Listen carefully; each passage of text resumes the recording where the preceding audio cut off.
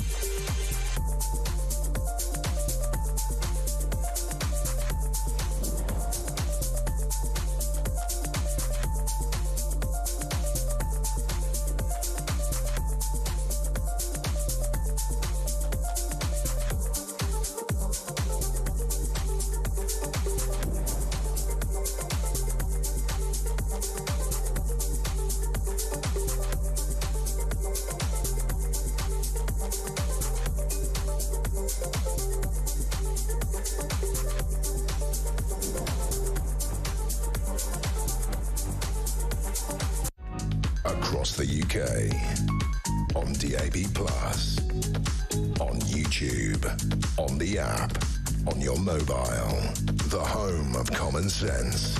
This is Talk.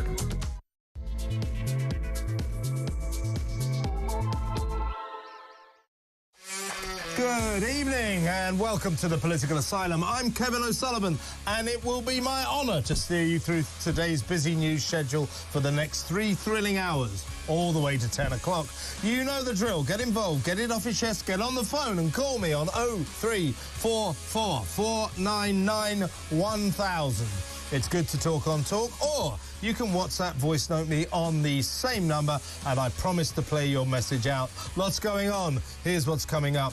How many grooming gang rapists should have been deported but were not? That is the question. The story of former cab driver and preacher Kari Abdul Rauf is shocking. Jailed for 6 years as the leader of a 9-strong group of Pakistani predators for the paedophile rape and trafficking of a 15-year-old girl, among others. This monster, this paedophile, this sex fiend was spared deportation because of his alleged right to a family life. You know that one, don't you? He's also renounced his Pakistani citizenship, and his lawyers successfully argued that to send him back to his home country, Pakistan, would leave him unfairly stateless.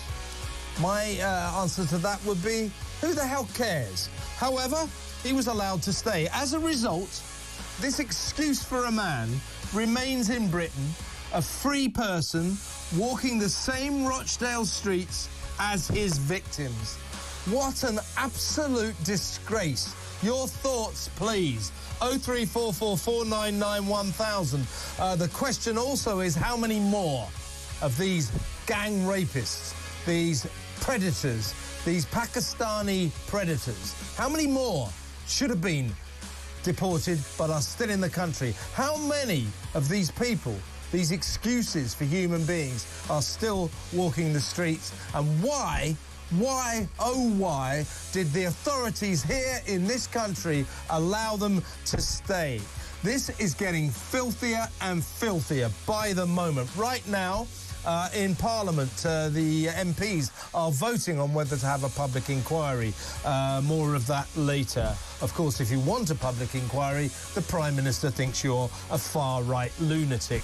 Another disgrace. In other news, talking of Parliament, the shame of Labour's lousy lapdogs whipped into voting against this inquiry because it seems that would spare the blushes of their useless boss, Starmer, who was Director of Public Prosecutions when no one was prosecuted amid the ongoing mass rape of innocent children. Thousands of young lives ruined. And what did the DPP do? Nothing. Nothing.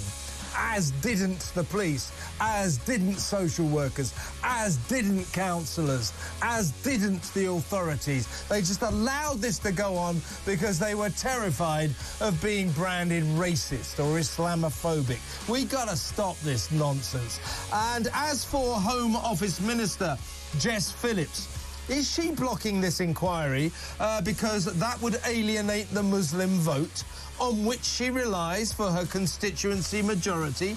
Is Saint Jess, as Health Secretary Wes Streeting declared, a great woman? Or is she nothing of the sort? Just another Westminster snivelling operator going for the mathematics. What gets us in next time round? What will keep me my seat? Never mind the victims. Oh, by the way, she's had a hard time on social media because of Elon Musk posting nasty things about her. Oh, she's the victim now. I'm not condoning the treatment she's had on social media. But Jess, you're not the victim we're talking about. Please, this is not the time to play the victim card. How dare you? Meanwhile, Tory Shadow Justice Secretary Robert Jenrick says Britain should stop letting in men from foreign countries with medieval attitudes to women. Is requiring women to cover their faces a medieval attitude? Is Jenrick talking about Muslims? What do you reckon? 03444991000. Also tonight, Free Speech Union Chief Toby Young joins me later to hail the encouraging change of direction by Facebook boss Mark Zuckerberg, who has suddenly freed his social media sites, mainly Facebook and Instagram, from the tyranny of left-wing fact-checkers and their form of censorship. Credit Donald Trump, who Zuckerberg is now cozying up to as America emerges from the darkness of its era of woke cancel culture into the sunshine of freedom of expression. 0344 499 1000. Plus, I'll go live to Los Angeles to talk to a friend of mine who's right in the thick of it. Her house is in the middle of these wildfires that are whipping through Hollywood, turning the city of celebrities into the inferno from hell. It's astonishing what is going on there. We'll bring you pictures and we'll talk live to a lady who is right in the middle of it, old friend of mine. As you know, I used to live there. I know about LA. And I'm seeing places that I knew well going up in flames. It really is a sad sight. So a city under siege there. All that and so much more. So don't go anywhere. Stick with me right here, right now, at the home of free speech and common sense talk. Let's spend Tuesday night together. And right off the bat, for the first hour, really pleased to hook up with her again after our marvellous Christmas breaks. She is Talk's international editor, Isabel Oakeshott. Welcome, Isabel. Oh, good evening. We're at quite an exciting point, aren't we, in terms of what actually happens politically regarding these calls for a public inquiry into the grooming gangs. Very, very difficult position that Labour has boxed itself into. I was hearing earlier today that the kind of mood music from the Labour leadership was softening quite considerably, and I wonder whether some kind of compromise was going to be reached, and perhaps we'll get an update actually while we're on air. Yes, we're waiting for the result of the vote on the inquiry, which I'm assuming Labour will win because of its vast majority. But yes, you're right. Jess Phillips earlier, the Home Office minister who had been blocking this inquiry, seemed to have softened her tone and said it may be possible that there might be an inquiry. I personally have some sympathy with those who say an inquiry is not the thing. Because inquiries don't seem to achieve very much, ever. They kick the can down the road. Now, when Keir Starmer, two-tier Keir, says what people want is action, I kind of agree with that. But what does he mean by that? Now, this is the action that I would accept instead of an inquiry. And by the way, I'm all in favour of an inquiry if that's what people want. But this is the action I would accept. There are thousands of girls out there, young innocent victims of these rape gangs, thousands of them, 1,400 in Rotherham alone. These people are called witnesses. They know who did what to them. They know the police officers, the social workers, the councillors, the local authorities who did nothing, who turned away and let their ordeal continue. They know who these people are. So the action I would accept would be immediately these people, these coppers, the people who did nothing, who turned their backs, are identified and we begin prosecutions against them. I'd accept that. Would you? I would most certainly love to see that. And I would add, I would also like to see the deportation of anyone who was responsible, culpable, and is a citizen of another country. And of course, we're primarily talking, although not exclusively, about Pakistan here. And I know you mentioned in your introduction that absolutely outrageous. Yeah, we're going to go into that in just a second. We'll come to that. So yeah. I want to see deportation, and I want to see people being shamed. I was watching a clip earlier today of a Labour figure called Ian Austin, at that time an MP, interviewing one of the senior police officers who presided over some of this appalling set of allegations. And he was questioned about why his officers actually turned on a 12-year-old girl rather than her assailants, and removed her from a premises from being drunk and disorderly, rather than asking why she was surrounded by leering men who were abusing her. I mean, time and again, authorities failed. And whilst I do agree with you about public inquiries, in general, I hate the things. You know, they go on years and years. They cost the taxpayer multi-millions.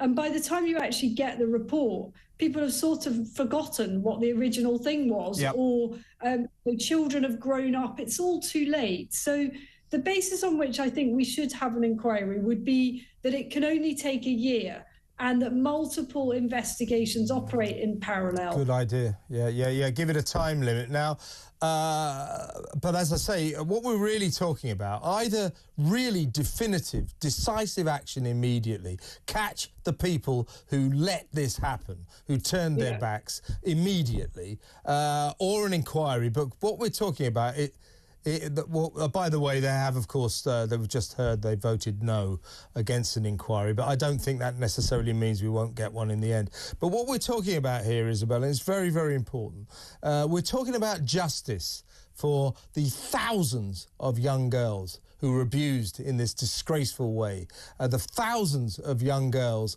who were abandoned by the authorities, who were allowed to be raped, to be sexually abused, to be treated like animals, frankly, to be tortured. They deserve justice. And if that does come in the form of a public inquiry, that's fine by me. I'd just as soon see all the culprits who let it happen. I'd like to see them getting their colour felt as well. Let's talk. We'll get back to the general issues in just a little while. But let's talk about this case. I broke this story last night because the Times, the early editions, broke around about 9:30 last night, and I read it out immediately, but let's put some flesh on the bones, as it were. This is the case. He's a former cab driver and a Muslim preacher.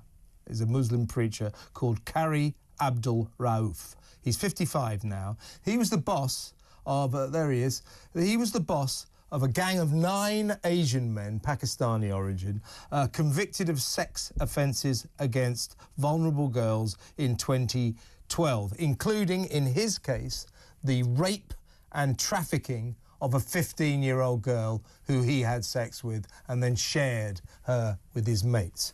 He got 6 years and was released in 2014, of course, after just 2.5 years, typical. But he was released after 2.5 years in 2014. He was told immediately, you will be sent back to your native Pakistan. 2 tribunal judges rejected his appeals against deportation in 2020 and 2022. In the 2022 hearing, so that's only 2 years ago, the judges ruled there was, and I quote, a very strong public interest case, close quotes, for removing him from this country. But his lawyers successfully argued that he couldn't be left stateless. And also, our old friends from the European Court of Human Rights came on in and said he had a right to a family life. As a result of this, this monster, this sex fiend, this paedophile rapist walks the streets of Rochdale, a free man among his victims. I cannot think of a more damning indictment of modern Britain than that. Can you? It raises so many issues, doesn't it? First of all, I believe that there should be a minimum tariff for violent or sexual abuse of children. You know, far too often we're seeing paedophiles get away without even a custodial sentence. And frankly, that sentence of whatever it was you said, 6 years. 6 years, he did 2.5. Serving 2.5 is derisory and an incredible insult to his child victims. I mean, 15 is a child. You know, I have a daughter who's just turned 14. These are little people. They really are. And there is no way that what happened can be described as consensual. And time and again, the perpetrators of these evil crimes tried to pretend that the little ones that they abused in some way consented to the activity. Well, that just should have been rejected outright as any kind of defence. So, yes, we should have a minimum tariff for these types of offences.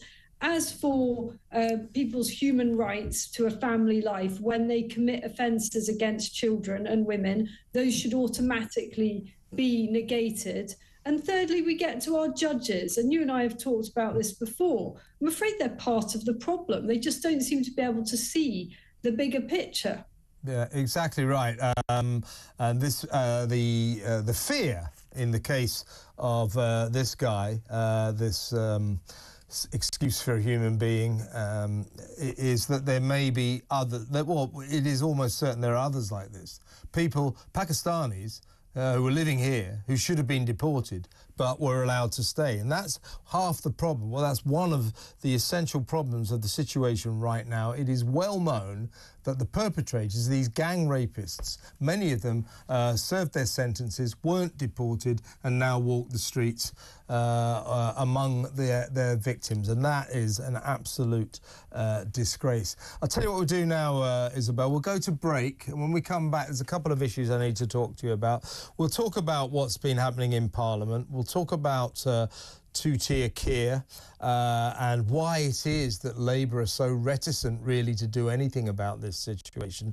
I think there are clear reasons. And in the next few minutes as well, we need to sort of discuss what's going on in Reform UK. Howard Cox, the mayoral candidate for that party, has just quit the party, saying there are issues he needs to talk about. Richard Tice, the deputy leader of the party, has just come on to talk to say he believes that just like Elon Musk, that Howard Cox has strong feelings about Tommy Robinson and does not agree with Reform UK's party that Tommy Robinson is not a political prisoner. Howard Cox apparently is siding with Tommy Robinson. So that situation is getting interesting. So lots to talk about when we come back. Everybody, stay tuned.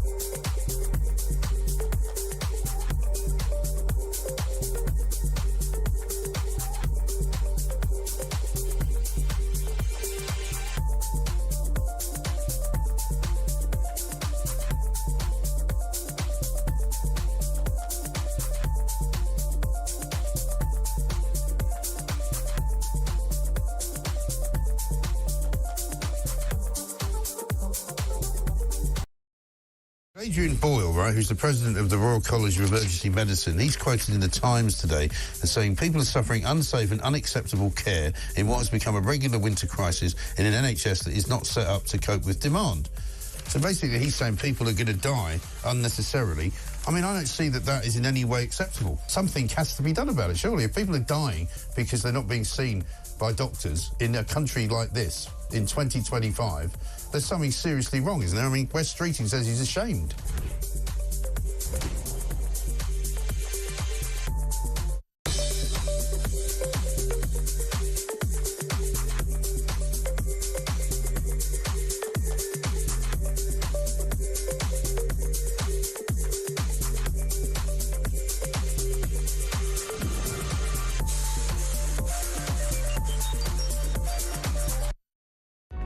Across the UK, on DAB+, on YouTube, on the app, on your mobile, the home of common sense. This is Talk. I'm still with Talk's international editor, Isabel Oakeshott. Isabel, lots to get through. Let's just talk about why Labour seems so reticent, frankly, to do anything. It's all very well for the Prime Minister to say, people don't want an inquiry, they want action. What action? I'll tell you what Labour want. They want no action and no inquiry. And I'll tell you why. You know why. First of all, probably first and foremost, such an inquiry would be rather embarrassing for the man who was Director of Public Prosecutions from 2008 until 2013, when all this grooming gang rape horror was going on. That was a certain Mr. Keir Starmer. Now, he's been boasting. He's actually been boasting. I was the man who green-lighted prosecutions for the grooming gang members. He did that in 2013, just as he was leaving. So from the J report in 2014, it revealed that grooming gang rapes, mass rapes, have been going on for at least 16 years. So that comes way into Starmer's tenure. They knew this was going on. He would then argue, well, I didn't find out until 2013. Well, that can't be the case, because in 2011, the Times newspaper splashed it all over the front page, big scandal story, everybody knew about it. Now, during the Director of Public Prosecutions of the time, Keir Starmer's tenure, no one was prosecuted. No one. For what was going on. Why didn't he do something in 2011? Frankly, why didn't he do something a lot longer before that? Because everybody knew this was going on. So the reason Labour are very reticent about this whole issue, would love it to go away, is because it's it could be a real can of worms for this Prime Minister. And secondly, by the way, it's all to do with that old cynical business of political mathematics. Labour are going to rely on the Muslim vote at the next election. They need it, and such an inquiry would alienate the Muslim vote. By the way, Home Office Minister Jess Phillips, that great woman who really cares about vulnerable children, who cares about them so much, she blocked an inquiry into their ordeal. She personally utterly relies on the Muslim vote in her constituency. She doesn't want to upset her Muslim mates in her constituency. So it comes down to craven mathematics and a desire to protect their hopeless boss, Keir Starmer. That would be my assessment. Would you agree? Well, Sir Keir Starmer does appear to be particularly rattled about this, doesn't he? I mean, why else would he resort to his usual reflex slur, which is to say that anyone who wants to call for an inquiry must be in some way far right? You know, we know this is what he says when his back's against the wall. As always, it totally alienates probably millions of good people, millions of good apolitical people who are not far left, middle or right. They just want to see what the rest of us want to see, which is answers and justice for what happened. So I think that Keir Starmer is very frightened for his political future. I think he's extremely exposed on this. He knows that. It has trouble written all over it for him. And he just wants, as far as he's concerned, the way he sees it, he just wants this damn thing to go away. It's far too risky for him. And I think that were there to be a comprehensive inquiry of the type that you and I would be nervous about, because it would just take for absolutely ever, we would soon discover that there are potentially dozens of other towns in which this was taking place, this type of thing, and that there were many Labour councillors who were in some way complicit or negligent or in some way failed in their duty of care, whether it's Labour councillors or other political figures who support the Labour Party. So all of this is amazingly awkward for this government, and that's why they're running scared. And it raises so many questions. You know, there was a point I wanted to make before the break about this ghastly Pakistani who we supposedly can't deport. Well, 2 points I want to make. Number one, send him back to Pakistan. However we do it, let's just send him back there. Number two, I bet you anything that this individual, this excuse for a man, is currently living in some way on benefits. If he's not, then he should come on this programme and tell us contributing to society. But I virtually guarantee you that this guy and his family are being supported by the British state. That means you and me and our listeners, the British taxpayer. That is grotesque. If we can't deport the guy, then let's cut every single one of his benefits. Absolutely. Now, we're going to play a little clip of Kemi Badenoch in Prime Minister's Question Times today, where she points out one of Labour's arguments: we don't need another inquiry. There's been an inquiry, 2008, 2014, sorry, the J report. Now, that was an inquiry into child sex abuse. It was not an inquiry into grooming gangs, into the scandal of grooming gangs, of rape gangs. It was not an inquiry into that. So we have not had an inquiry into what we're talking about. And as Kemi Badenoch quite rightly points out, in the J report, to prove just how much it didn't touch on grooming gangs, in Rotherham, there was one, in the 468-page report, one mention of Rotherham. In Rotherham alone, there were 1,400 grooming gang victims. So we haven't had an inquiry into the grooming gangs. Let's listen to Kemi confronting Keir on this issue today. The new year has started with a focus on the decades-long rape gang scandal.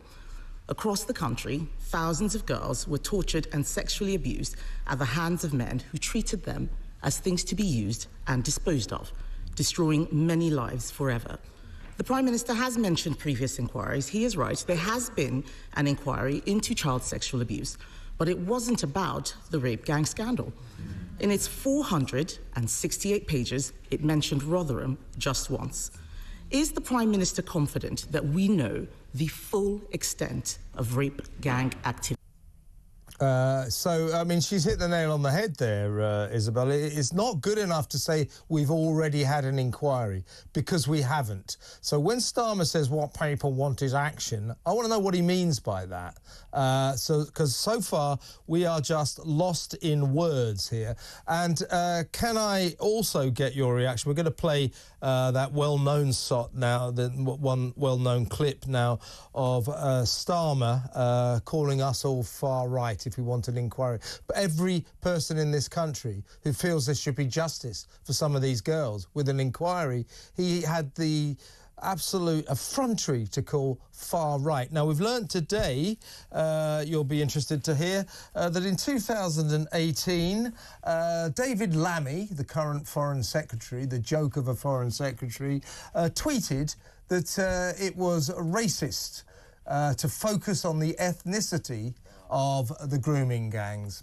I mean, you know, do you see a theme coming up here? Now, let's remind ourselves of Keir's outrageous statement, which I think is the big mistake of his mistake-ridden career. Let's remind ourselves of the outrageous statement, the outrageous slur he made against people who feel there should be an inquiry. Those that are spreading lies and misinformation as far and as wide as possible they're not interested in victims. They're interested in themselves. And those attacking Jess Phillips, who I'm proud to call a colleague and a friend, not protecting victims.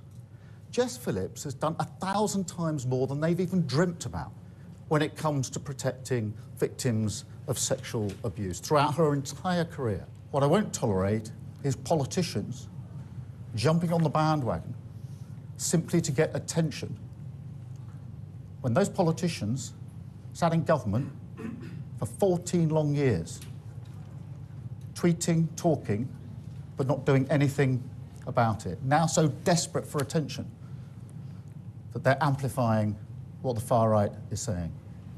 So that's what I say about Jess Phillips. Thank you.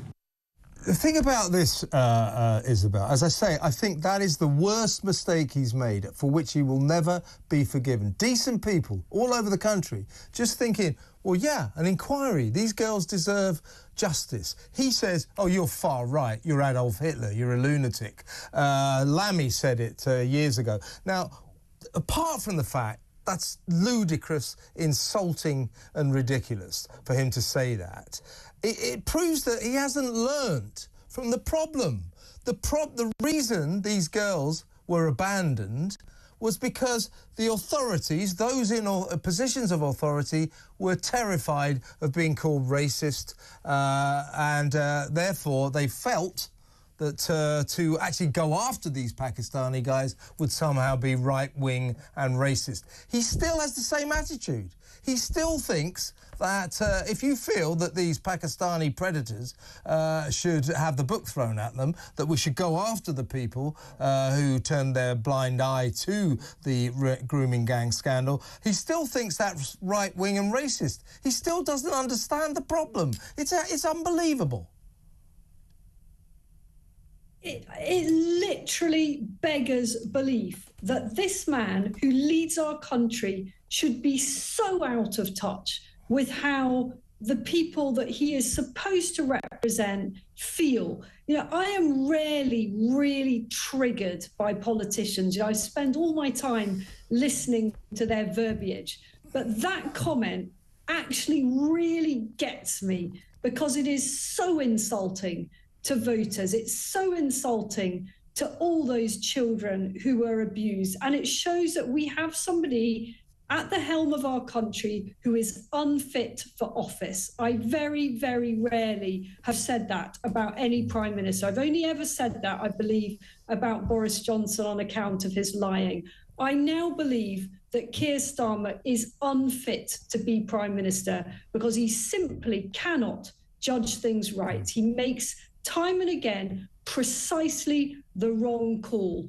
And that summed it up, as you said, the mistake of his career. But, you know, Kev, there'll be another colossal mistake next week. And all those politicians and all of those on the left who cried racism at anyone who made the obvious observation about the ethnicity of the majority of these perpetrators is part of the problem. That makes David Lammy squarely part of the problem that led to this colossal scale abuse. And for that, he should be thoroughly, thoroughly ashamed. Yes, I couldn't agree with you more. We better go to break now, Isabel. I think when we come back, what we'll talk about is Saint Jess Phillips, who the Labour Party seems to feel is like the second coming and the most amazing person ever, who really, really cares about vulnerable children. So much does she care, she is blocking an inquiry into the abuse of vulnerable children by the grooming gangs. That's how much she cares. So we'll talk about Jess Phillips when we come back. Stay where you are.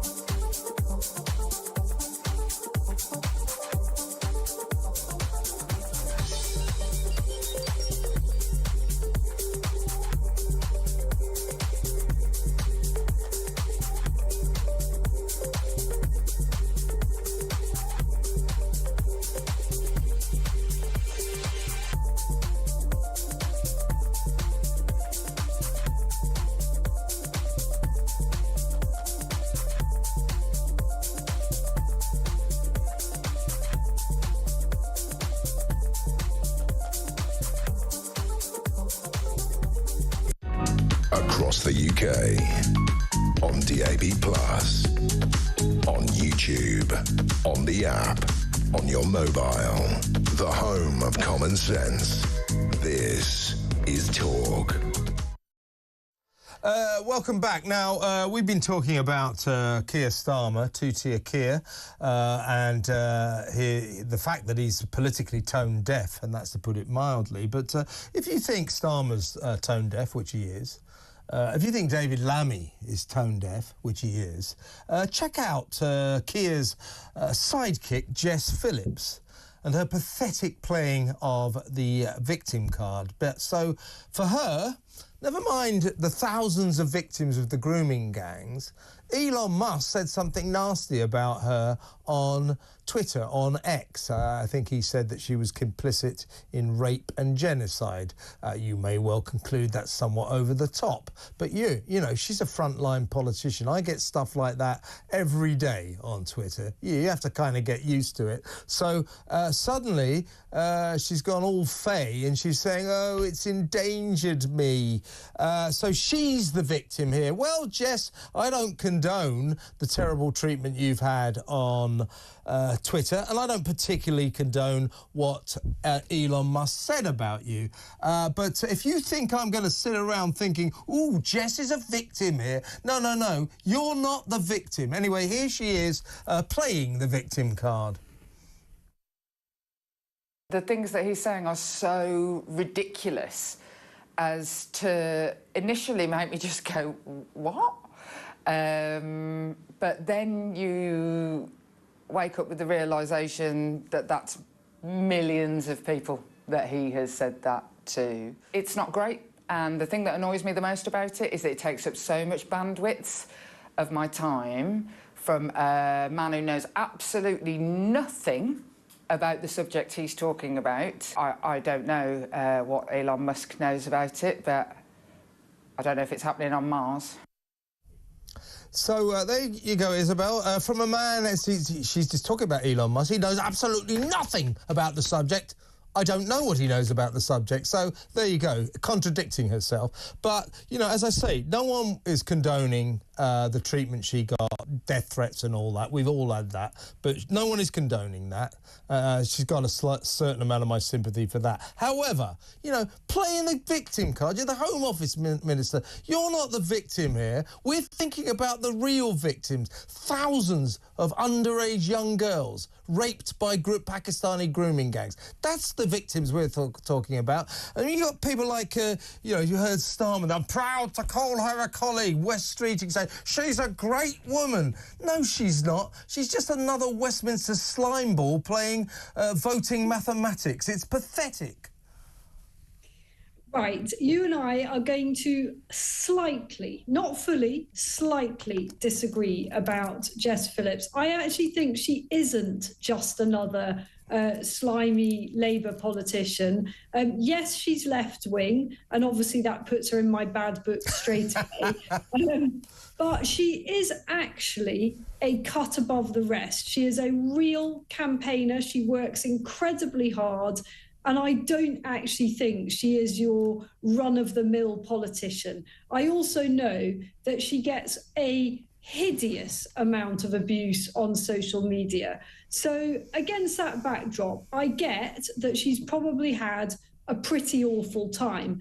And in fairness to her, Kev, when I read her comments, they did include quite clearly her acknowledgement that she is not the victim here and that any so-called suffering she might have had as a result of a social media pylon is as nothing relative to the suffering of those young girls. To be fair, to give her due, and we do try to be fair on this station, don't we? She did acknowledge that. Mm-hmm. I think what the broader thing that you and I can agree on is politicians just supporting each other in this. Yeah. You know, the kind of cringy way that Starmer and Wes Streeting came out to, you know, heap praise on Jess Phillips. The story here is not Jess Phillips. The story here is those ignored, neglected, sidelined, dismissed, humiliated children. That should be the focus of our political leaders, not talking about how great their colleagues are and what a brilliant job they've done. Yeah, I think I kind of take your point. I suppose what I'm saying about Jess Phillips, who, you know, I've always, like yourself, I mean, she's not exactly cut from the same political cloth as me, but I've always quite liked her. She seemed slightly different to most politicians, slightly more human, slightly more engaged with normal life. So I suppose what I'm saying is I'm disappointed with her in this situation, because I think, you know, you can't stand around saying I really care about vulnerable children and in the same breath you block the inquiry into vulnerable children who are abused by grooming gangs. What I think in her heart of hearts she would have liked a public inquiry, but she's blocking it because that's good for Keir and that's good for Labour. So I suppose I'm disappointed with her, because in this instance I think she is just playing cynical politics. I think she's possibly having to take one for the team, and I think you're probably quite astute there when you say that in her heart she would have liked to have gone further. So where she's at fault then is, rather than just saying no, we can't do this, we've done enough already, and rather than allowing her boss to talk completely vacantly about people wanting action, she should say, that's not enough. We want specifics when people are saying they're going to get action. If the Prime Minister says he's going to give us action, what exactly is that action going to look like? Because if it's anything like his action on the Channel migrants to smash the gangs, you know, if that's his level of action to smash the grooming gangs, I think we know what that means. Total inaction. Yeah, smashing gangs is not his forte, is it? Goes back a long way, we now realise. Failing to smash gangs is essential to his career. As for the people smuggling gangs, I mean, what's going on there? Nothing as usual. Unbelievable. Listen, let's go to break now, Isabel. When we come back, I want to sort of change tack a bit, and we're going to talk about Reform UK. And obviously Elon Musk has been having a go at Nigel Farage, which is quite entertaining and interesting. But Howard Cox, quite a prominent member, has just quit. And he says that, rather the deputy leader, Richard Tice, says he thinks that Howard Cox has quit over the Tommy Robinson issue. So that is all very fascinating. We'll talk about that after these messages. Stay tuned.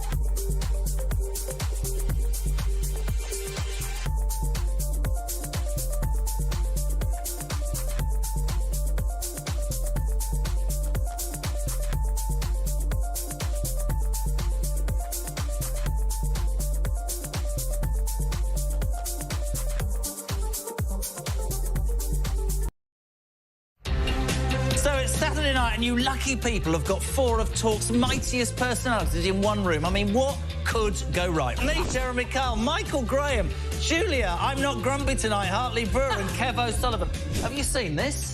Yeah. What are you thinking? Jules is smiling. I think they've made us all look a lot better than we actually look. There I know is what to that. ask for next time I go to the hairdresser. I'd like to talk about Jez's nipples on his... You got nipples? Oh, yeah. Yeah. Yeah, he's got nipples. I don't know what to I didn't say. think you had nipples. I assumed you just came in an egg.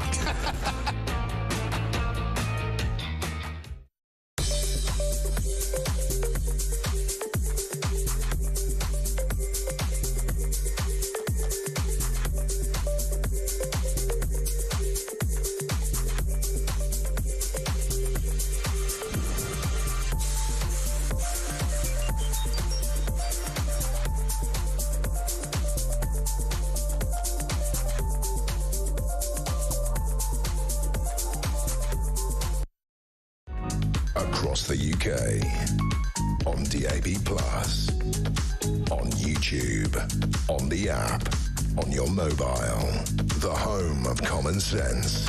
This is Talk. Welcome back.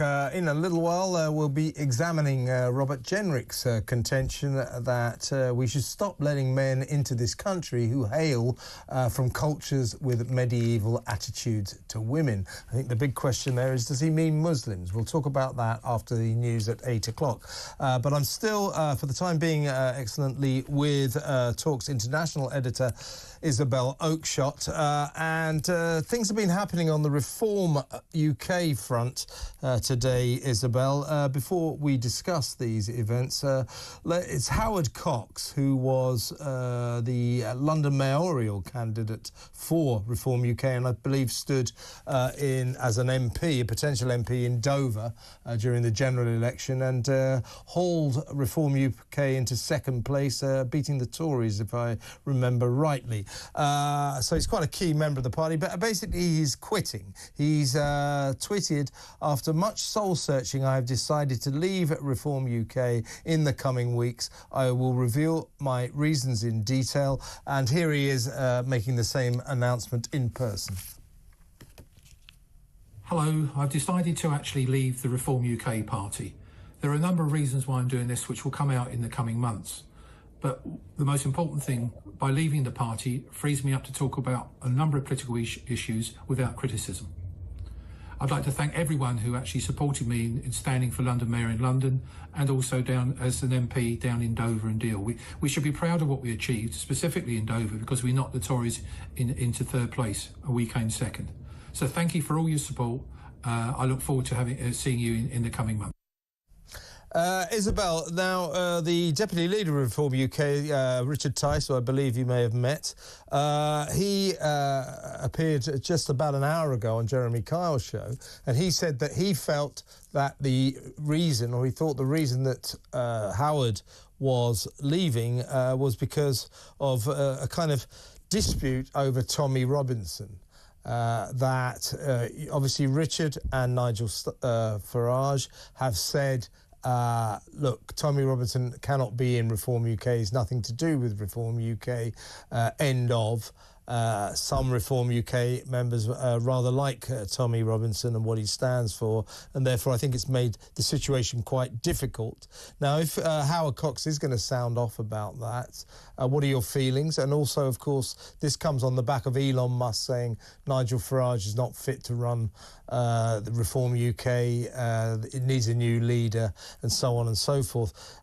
He doesn't have what it takes. I would say two things about Nigel Farage. He does have what it takes. He's an extremely courageous politician who has achieved miracles to get Reform UK where they are. That said, that for both him and Richard Tice, I think Tommy Robinson, the Tommy Robinson territory, is very awkward. Because while they dismiss him and say, no, want nothing to do with him, Richard, I think, called them, the supporters of him, that lot. That didn't go down well. There are a lot of members of Reform UK, shall we say, have got a lot more time for Tommy Robinson than Nigel and Richard have. You see the awkward territory we're talking about?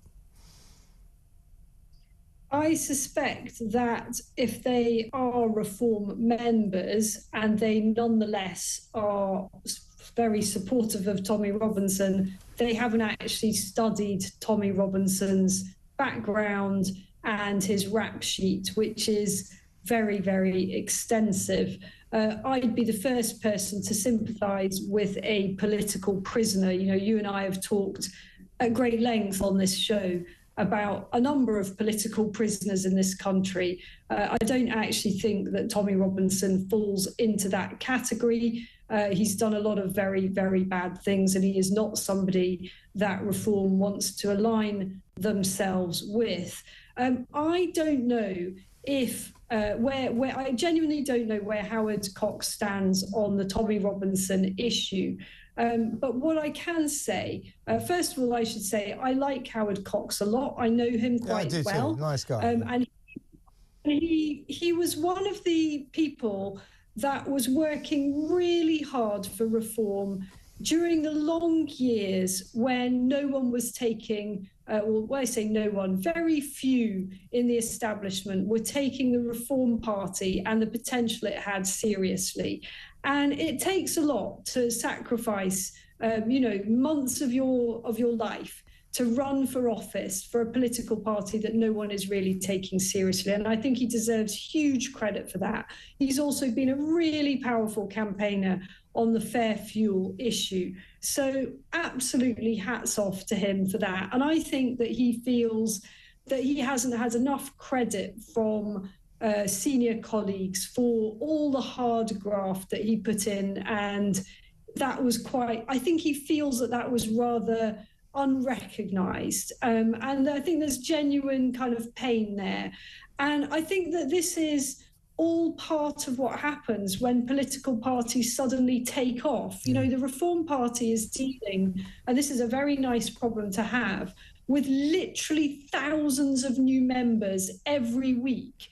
And, the party is inundated, not just with people wanting to join, but hundreds of people wanting to work for the party, thousands of people wanting to be candidates. And amid that maelstrom, when there's still only a very, very small team of paid workers, unfortunately, some kind of diplomacy gets lost sometimes, and people's noses get put out of joint, and they end up feeling that they're not being kind of given the kid glove treatment that they deserve. And it's not because the leadership doesn't care about them. It's because the party leadership is so busy trying to build an organisation that is right now making all the running as the opposition, even though when the party is not the actual opposition, and is trying to build something that could genuinely become the next government. And in that, there are going to be a few casualties, and there have been some high-profile ones. And I think everybody is always sorry to see those long marches go. But sometimes people end up just being a bit offended by something or having a bit of a chip on their shoulder. And that is a source of great sadness for all concerned. So in terms of Tommy Robinson, I take your point. I mean, I understand people who feel that he is a political prisoner or he's in jail for political reasons. Because for whatever you say about his background, his punishment did seem to be somewhat extreme.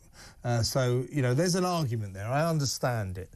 That said, Elon Musk, from across the pond, I think he has a romantic view of Tommy Robinson. He feels that he's a freedom fighter, sorely put upon by a repressive regime which he opposes, that he's a freedom fighter and he shouldn't be in jail.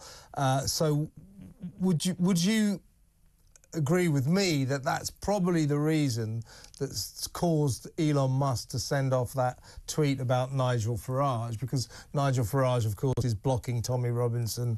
No ifs, no buts, end of, he's no part of this party.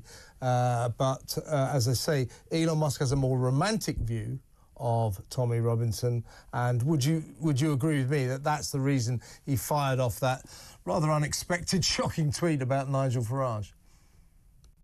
I think that's exactly right. And actually, we heard on Talk on Mike Graham's show the following day when Mike interviewed Elon Musk's father. Elon Musk's father called Tommy Robinson something like a lovely man or a lovely lad or something like that. You know, perhaps because he's called Tommy, you know, there's some view over in America that makes him a kind of quite cute, nice Englishman.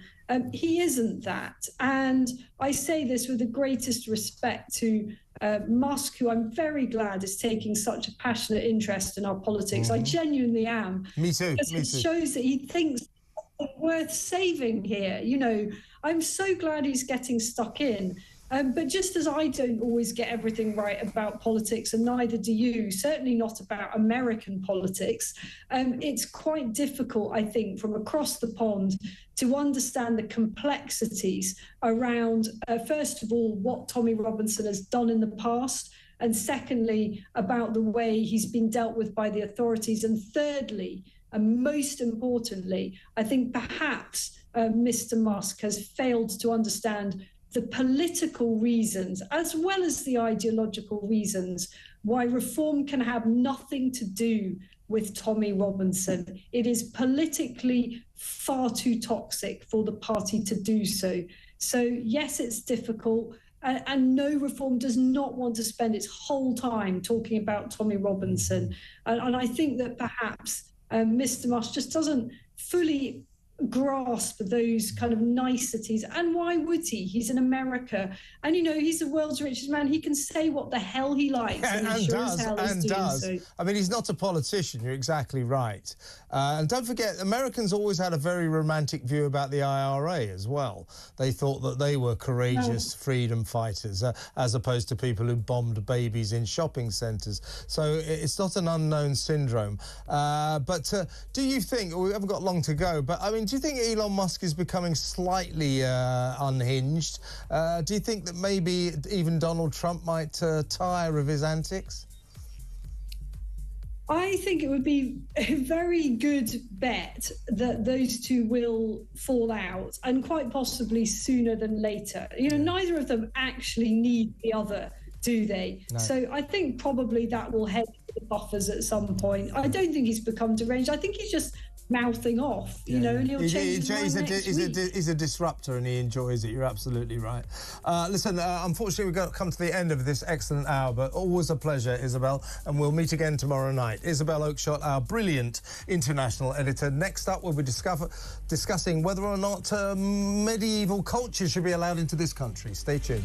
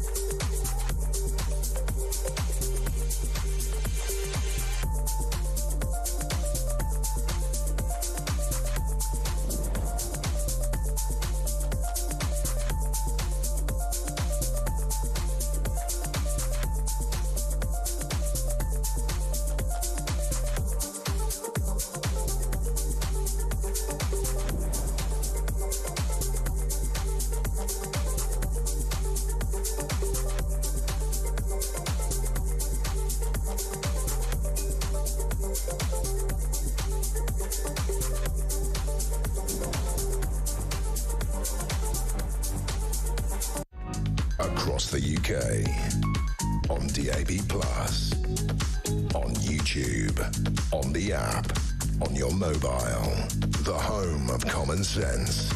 This is Talk.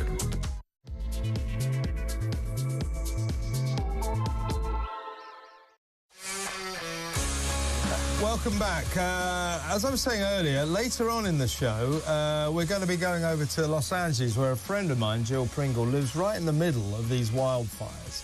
I phoned her earlier, and she's literally living in darkness. The smoke has descended onto great swathes of that fantastic city over there on the west coast in California. As you probably know, this is sweeping through some of the most exclusive areas in all of America, a place called the Pacific Palisades, where all the big stars live. Jennifer Aniston, Tom Hanks, you name them, they live there. But it's spreading massively. All over the city, as far as Pasadena. Pasadena is about 40-50 miles away. So this is going over a huge area now. So it's not, OK, it's very interesting that some of the people affected are the biggest movie stars in the world, the biggest stars in the world. But this is a city under siege. This is a city in big trouble. 30,000 people being evacuated, homes going down, right in the middle of the city. Usually the annual fires in LA, I know only too well. I've witnessed them every single year this happens. But usually it's out in Malibu and places like that, kind of the outrider areas of the city. This is right in the middle. And it is whipping through the houses, whipped up by these things called the Santa Ana winds, which is a really strong, very hot wind that comes through at this time of the year. So it is literally a tinderbox situation. So we'll go live to LA in about an hour and talk to my friend Jill Pringle, who's right in the middle of it. That is if we can get through, because as we speak, as she was telling me earlier, they're cutting off huge areas of all power, because the grid and the wires and the electric centres can only exacerbate fires. So they're plunging LA into power cuts. So the whole city is grinding to a halt. People can't work, people can't get out of their houses. So anyway, all being well, we'll get through to Jill and we'll find out what it's like to be in the middle of this and find out what is actually going on as we speak. There's no let up in sight. So that in about an hour. But much still to come. So first off, this hour, the second hour of the Political Asylum tonight, we're going to talk about freedom of speech, something very encouraging I believe happened. We're going to be doing that in just a little while with Toby Young, the boss of the Free Speech Union, soon to become Lord Toby Young, so it'll be an honour to speak to his lordship. No, seriously, we're glad Toby is probably the biggest champion of free speech in this country. So we're going to talk about that in just a little while, in terms of the fact that Facebook boss Mark Zuckerberg has freed his social media sites from the tyranny of left-wing fact-checkers, people who basically banned tweets, said this is not true, get that off, because people were saying things that were conservative, that were right of centre. So they weren't really fact-checking, they were just censoring right-wing opinions. Mark Zuckerberg, along with the new Donald Trump American regime, is saying no more of this. So it's a big day for freedom of speech. We'll talk to Toby about that in just a little while. But first up, let's talk about Shadow Justice Secretary Robert Jenrick is leading calls, the Tories, to block migrants coming into this country from cultures that he says have medieval attitudes to women. Does he have a point? What is he talking about? I mean, my question is he talking about Muslims? Well, let's speak to, from the New Culture Forum, Senior Fellow there, Philip Kisley. Thanks for joining us, Philip. Hi, Kevin. It's really nice to see you. Good to have you on board. What do you make of what Robert Jenrick said? I mean, I think we know what he's talking about. My question to you, he says, we've got to be a lot more careful about these men male migrants we're letting into the country who have medieval attitudes to women. And I think what we're talking about is perhaps these Pakistani grooming gangs that have been raping thousands of young girls as if they were just pieces of meat. So my question to you, Philip, is when Robert Jenrick says we've got to be careful about these medieval cultures, does he think that a medieval culture would, for example, be a culture that expects women to cover their faces with hijabs and burqas, you know, as in Muslims? Is that what he's talking about? Because I think it is. Kevin, I think that's precisely what he's talking about. And I think if we think about these cultures and we think about the medieval nature of these cultures, I think it's more than that. I think there are significant numbers of individuals within these cultures who are coming over to this country who are actively, whether explicitly or quietly, at war with the West. That means they are attacking this country. And we've seen an abominable manifestation of that war just now. We're talking. We can't talk about anything else. This is the wholesale gang rape of white working class children. These are men who think women are second class citizens, but they think white women and white working class children are below cattle in the overall hierarchy scheme of things. So it's great that Robert Jenrick is talking about this, and it's great that he's being robust, but my God, I wish the Tory party had said this 15 years ago. You know, it's all a little bit too late. But we're in a situation where we have incompatible cultures. As I say, if we have a culture that is, we have to remember that we have a common law in this country, not a Sharia law. There are 85 Sharia courts functioning currently in this country. So we have two cultures running concurrently, and they are not compatible. So something needs to be done. And the first thing that needs to be done about that is we need to have an open discussion. Yes, there are lots of Muslims who are against all of this stuff. Yes, there are lots of Muslims who are moderate, but really they don't matter. It's the ones who want to kill us, who want to rape our children. They're the ones we've got to look out for. And we're looking at now, I think this year, we're going to have over 1 million net immigration. We had 1.2 gross last year. 1 million net immigration. That's just unsustainable. And these people they hate Western culture. It's as simple as that. Yeah, I had an idea, you know, all people, all migrants, asylum seekers, legal migrants who want to live in this country, I mean, they should be interviewed to see whether or not they're the appropriate kind of people to live here. And perhaps an essential question to these wannabe migrants, wannabe British residents, should be, do you believe that women should cover their faces? And if the answer is yes, we do decide perhaps that this person is or holds medieval attitudes towards women. Do you see what I mean? I mean, where we're going here with this? Jenrick, you know, I kind of applaud his courage to a certain extent, but we know what he's talking about. But he didn't quite mention Muslims. Now, if we adopt my system, whereby we say, do you believe women should cover their faces? And the answer is yes. And then we start saying you can't come in. We enter a whole world of trouble, don't we? Yes, we do. It's a fundamental test, isn't it? It's an obvious basic test, which is compatible with Western culture. And of course they will lie and they will say yes, and then they will come in and all of the chaos will ensue. But I think the real problem we've got, Kevin, is the fact that the institutions, the media and the government who've just blocked the inquiry today are so captured and so loathe their own culture, so loathe their own heritage, and put every other culture on a pedestal. That's the real problem we've got. So we can't just look to the borders. Of course, we need to absolutely stop mass migration now, tomorrow, put a halt to it. That's it, you know, that's where all the problems are. And Jenrick has mentioned mass migration, which is very good, but we also need to dismantle the whole ideology that has allowed this cancer to fester year on year, decade on decade. And I think we are coming towards some kind of reckoning. We're coming towards the end of an era.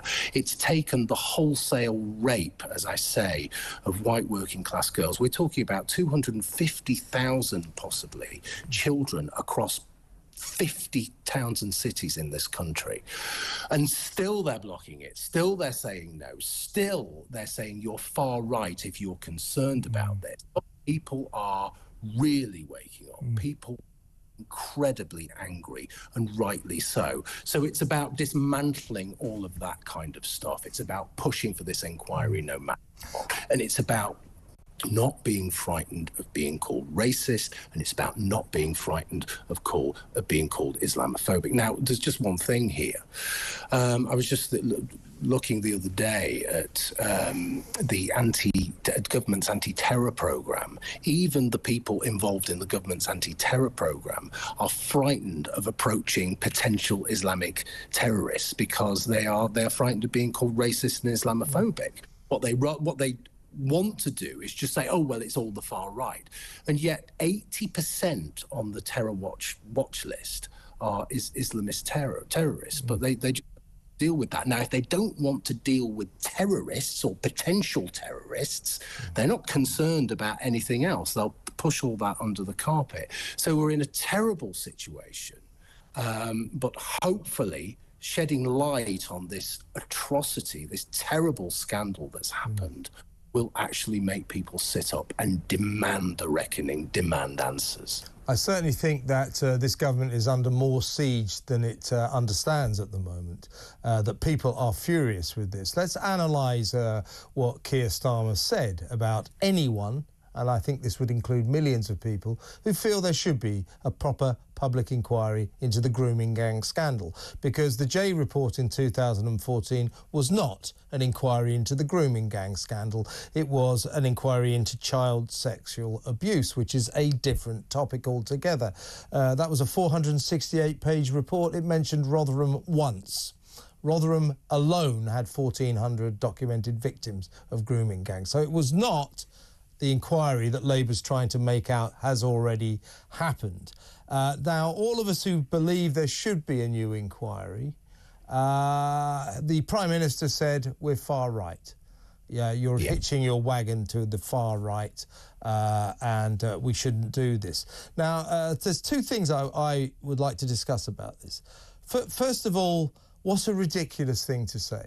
What a ridiculous thing to say, that anyone who feels that these poor girls, as you say, many thousands of poor girls who were made victims by these rape gangs, raped, tortured, drugged, treated like pieces of meat, anyone who feels there should be some kind of justice for them, maybe a public inquiry, maybe some other measure, you're somehow far right. I mean, what on earth is he thinking? And secondly, I would suggest that with that statement, which I think came out accidentally, he revealed the fact he hates us. He hates British people. He hates us. He still thinks it's racist and right-wing to go after these Pakistani grooming gangs. He still doesn't understand that it was that attitude that caused the problem in the first place when the authorities, the police, the social workers, the local councillors all turned their backs. That's why they did it. He still thinks the same thing. It's unbelievable.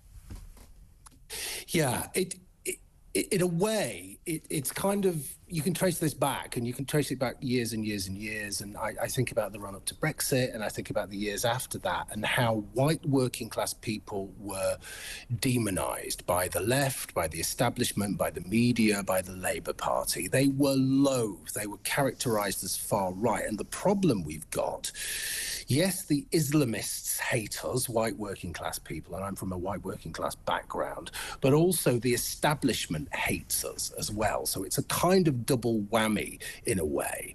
And so what you get is, and I'm looking at the transcripts, and it's just so appalling. I'm fighting back tears as I've been reading You have a situation where there's a 12-year-old girl upstairs, I think in a kebab house, and someone is raping her, and there are 20 of his brothers, cousins and uncles downstairs ready to take their turn. God.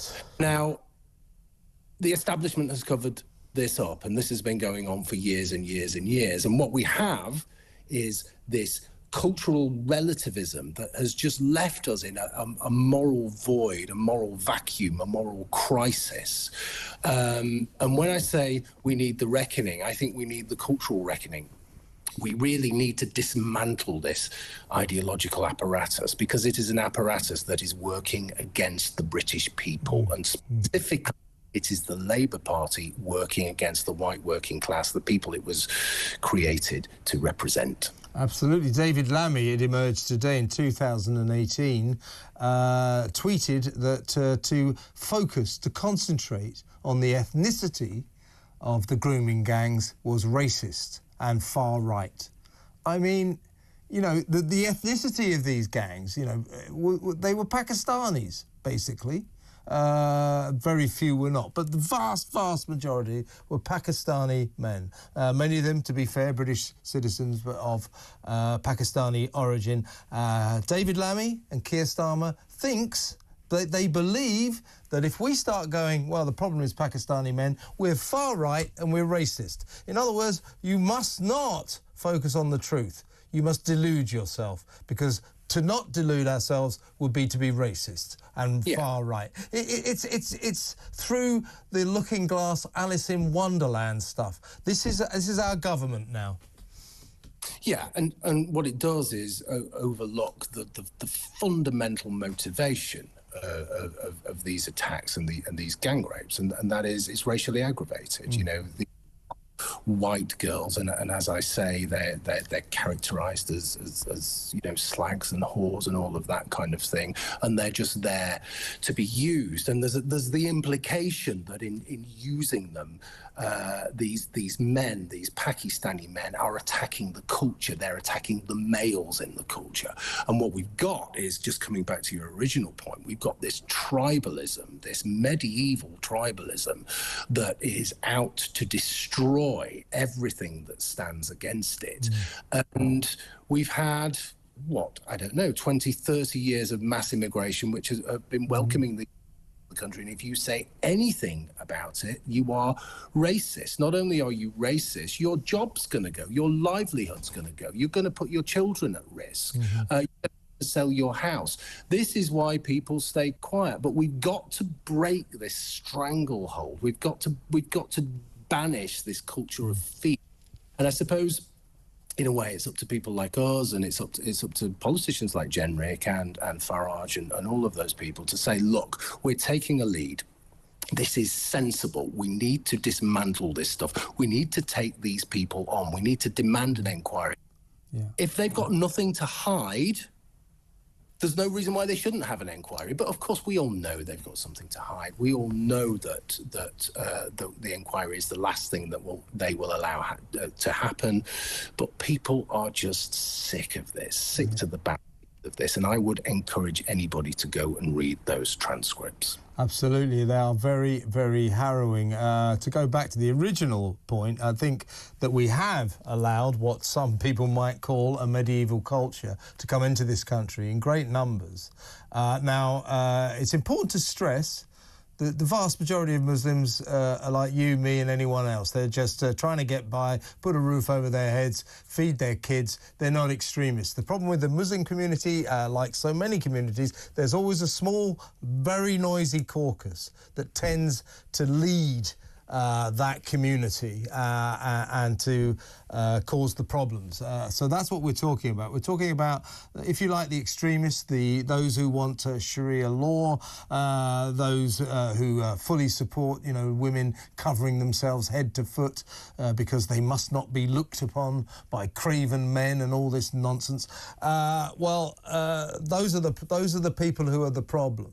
And they're so noisy that they terrify our government. They terrify people like Starmer and Lammy. And we're going to have to go in a second, Philip. But I think what we're talking about here is that the problems that caused or allowed the grooming gang scandal to prosper and to continue, in other words, angst-ridden middle-class white people thinking I must not be accused of racism, I must not be accused of Islamophobia, that still proliferates among our political elite, particularly this Labour government. So we have a big problem. We have a huge problem. It does proliferate, and you have to think to yourself, if the industrial scale gang rape of little children doesn't wake these people up, doesn't make them say, sorry, we were wrong, our worldview was completely wrong, then nothing will. That's the thing that really worries me. That's the thing that really bothers me. And the future, in one sense, looks a little bit grim, but it also looks grim for them, because people, I say, are just fed up of this and they want to change. Yeah, and I think that the one solace we can take from this grim situation is I do think the public mood is so angry now that Starmer and the gang are beginning to listen. Even Jess Phillips today, who's been blocking this inquiry, she so cares for vulnerable children, she's blocking this inquiry, softened her stance and said, well, it may be we do need an inquiry. So if we can take any solace from it, it is that the level of public anger over this may persuade even Starmer and Lammy and the gang to do something about it. Let's stay optimistic about that, shall we? Philip, what a joy to have you on the show. Come on again very soon. That was Philip Kilsley there. What do you think about what he was saying? Let me know. 03444991000. First timer on this show. He's going to be on it again, I'll tell you that. Senior fellow at the New Culture Forum. We'll take a few of your calls next, and in a little while, Toby Young on freedom of speech. It's his favourite subject. Stay where you are.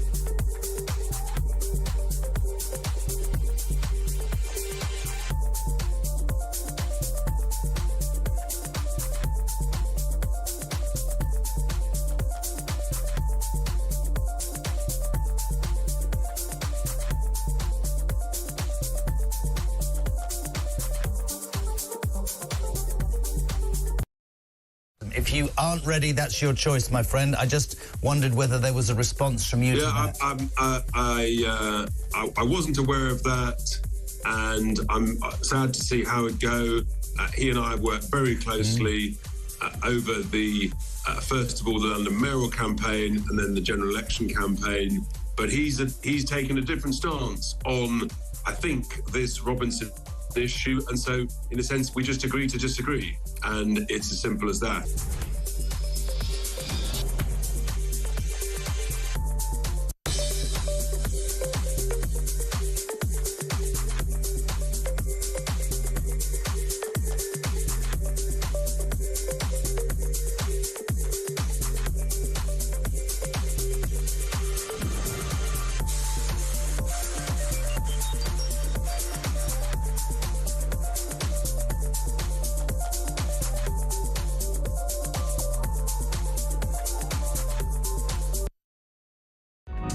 across the UK. On DAB+, on YouTube, on the app, on your mobile. The home of common sense. This is Talk. We'll take a call in just a second. Toby Young in about five minutes or so. But I'll just read a quick text I've had out from Sarah, WhatsApp note saying, I couldn't help but notice Jess Phillips' facial and hand gestures during the debate in the House of Commons earlier. It made me want to throw something at the TV. Replay it if you can. It's disgusting. That sounds intriguing, doesn't it? Everybody going for their rewind switch to check what she was looking like. Certainly got me intrigued. We'll have a look at that later. Right, we've just got time probably for one call. We've got plenty more later, by the way, at 9:20. It's over to you. I'm going to give you basically 3/4 of an hour. We like to finish the show with the people who matter. That's you, the audience. Thank you very much for ringing in. Thank you for all your messages. Send me a text if you don't want to talk. Send me a WhatsApp message. You can send me a voice note if you don't want to talk on the phone. As I say, same number, 03444 99 1000. Or, as I say, send texts, WhatsApp notes, messages, and I'll read them out as many as I can. But the phones, it's always good to talk on Talk, so let's talk to Francis in Norfolk. Hello, Francis. Hi, Kev. I just want to say this isn't... Hang on a second, Francis. This is... are you talking in the phone? This is a bad line. Yeah, I am talking on the phone. Oh, is that better? Go on. Yeah, try that. Yeah, this isn't a new thing. Francis, I don't know what's going on, but this is not a good line. So what we'll do is I'll get you back on. We're going to start taking calls at 9:20. We'll sort this line out and get back to you, but that isn't going to work out. So can we get another call? Yeah, OK. I'll tell you what. Why don't we go to break and we'll get Toby on. Oh, hang on, we've got one here. Let's talk to good. Sorry about this. This is radio reality. You know, it's happening before your very eyes. But here we are. I'm glad we've got Fatima on from Rotherham.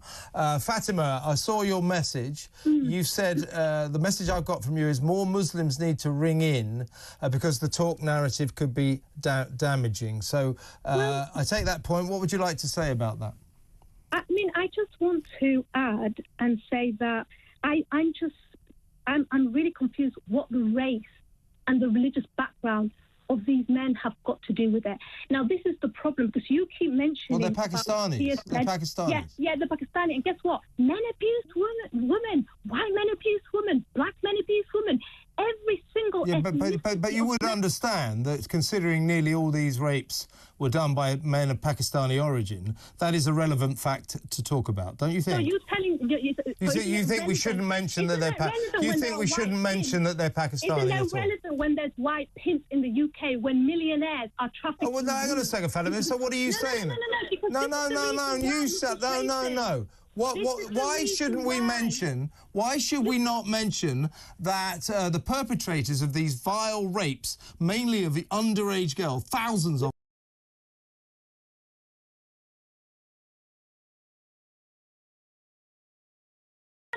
is making Muslim women's lives dangerous in the UK. Why?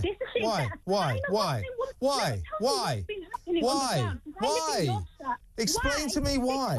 Because the racists, who are the Tommy Robinson followers, are taking all of this in. We live in these cities. What's that got to do with us? We live because what's happening is you're focusing like a microscope on their ethnicity when they are bad men who have committed crimes, just like the French husband. But they're Pakistanis. They're of Pakistani origin. White men who are raping that wife. Never mind that. We're talking about potentially 250,000 victims, young girls raped predominantly by men of Pakistani origin. That's called journalism. You've got to reveal that, Fatima. They're called criminals. Yes. I've never seen this as a young woman. What do you want us to do? Not mention that they're Pakistanis? You can mention it. You can. Oh, thank you very much. That's good of you. But hang on a minute. What you're doing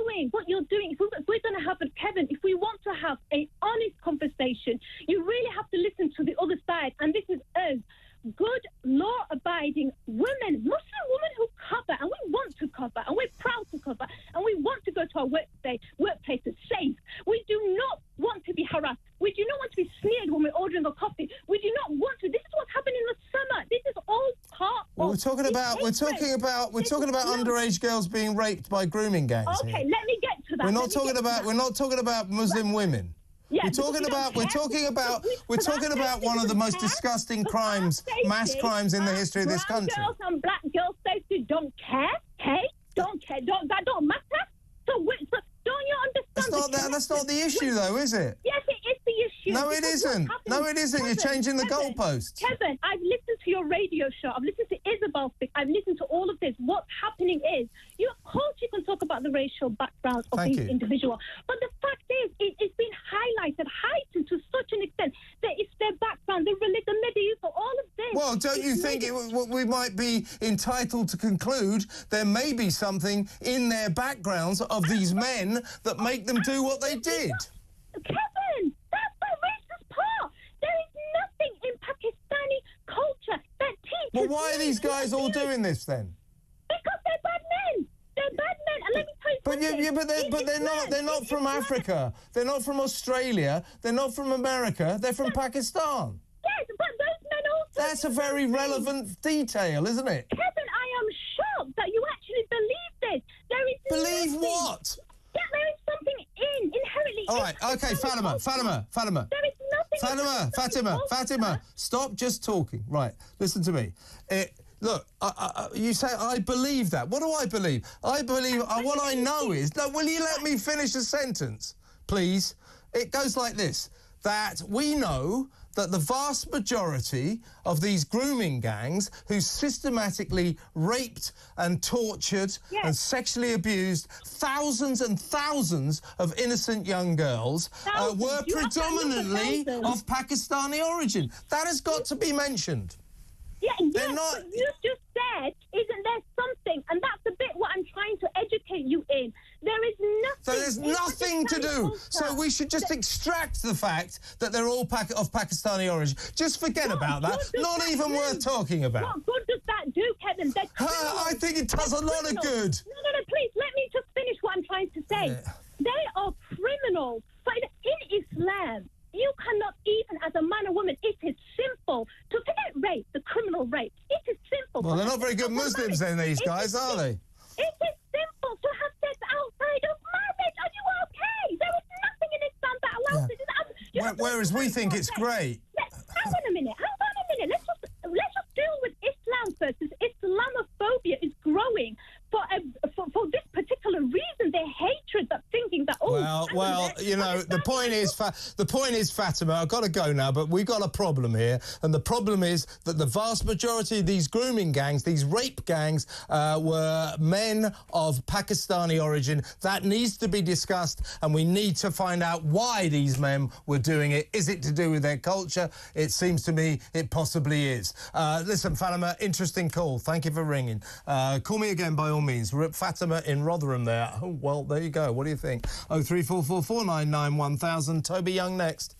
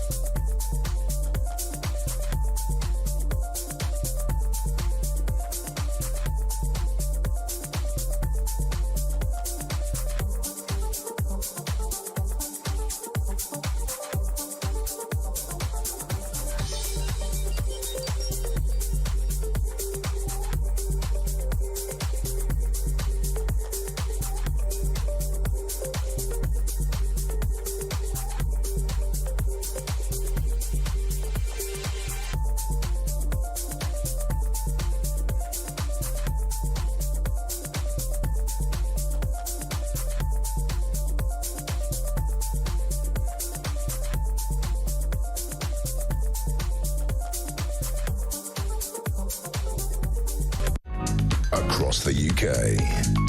On DAB+, on YouTube, on the app, on your mobile. The home of common sense. This is Talk. Welcome back. We're going to talk about Facebook now, or Meta as it's now called, and indeed Instagram. Mark Zuckerberg, the boss of that huge social media empire, has dramatically changed direction, and he's basically getting rid of all those left-wing fact-checkers who basically say it's not true if you say anything right-wing. This has been inspired by Donald Trump. Well, let's get on founder and director of the Free Speech Union and, of course, an associate editor of The Spectator, Toby Young. Hello, Toby. Hi, Kevin. How are you? Or do I call you your lordship yet, or when does that happen? No, that's no need for the time being, Kevin. I'll let you know when I have to sort of bow and scrape. Yeah, thank you very much for that. Before we chat, Toby, let's have a listen or a look at Donald Trump in what he said at a press conference today about Mark Zuckerberg and Facebook. I think they've come a long way, Meta, Facebook. I think they've come a long way. I watched it. The man was very impressive. I watched it on Fox. I'm not allowed to say that. Say it? Do you think he's directly responding to the threats that you have made to him in the past? Probably. Yeah, probably. So Donald is all in favour of Mark Zuckerberg. Zuckerberg took the precaution, Toby, in November after Trump's victory in the presidential election of going to Mar-a-Lago and making a $1 million donation to Trump's inauguration fund. So he wants to cozy up to the new president. That said, I don't want to be too cynical about this. Zuckerberg, I would suggest, is freeing his social media empire from the shackles of these fact-checkers, and I use the term loosely, because as Zuckerberg said, the problem with these fact-checkers is they were left-wing bias. And in fact, their idea of checking a fact was if you suggested something was right-wing, they would say it wasn't true. They censored Facebook, they censored Instagram. So this is a good day for freedom of speech, isn't it? I think it is a good day for freedom of speech. I mean, we can speculate about Mark Zuckerberg's motives, and maybe he does want to cozy up to Trump. But we shouldn't look a gift horse in the mouth. This is fantastic news. The Free Speech Union has been campaigning against censorship masquerading as fact-checking now for almost 5 years. And Facebook's been one of the worst offenders. There was a famous case, Kevin, when Professor Carl Hennigan and his colleague Dr. Tom Jefferson wrote up a Danish mask study in The Spectator, which was a properly randomly controlled scientific study to try and determine just how effective wearing masks was at preventing infection from COVID-19. This was a couple of years ago. And this study showed that it was they were completely ineffective. And they wrote up an accurate summary of this study. And a fact checker on Facebook flagged it false information. Carl Hennigan is the Oxford Professor of Evidence-Based Medicine. Dr. Tom Jefferson is one of the world's leading, virologists. The idea that some humanities grad in Palo Alto knows more about, how effective masks are. I mean, it's ludicrous. They just didn't like it because it was heretical information. It just was counter-narrative, so it was labelled false. But that kind of thing's been happening for years across a lot of different social media platforms, but particularly on Facebook. And it's fantastic that Mark Zuckerberg has decided that actually that's destroyed more trust than it's created. If the intention was to, prevent certain opinions gaining traction and stop people like Donald Trump being elected, it's obviously completely ineffective. On the contrary, it has the opposite of its intended effect. So, he's abandoning it very sensibly, I think. And I hope that other social media platforms will follow suit. Yeah, me too. He said that the problem with the fact checkers was that they were too politically biased. We all agree with that.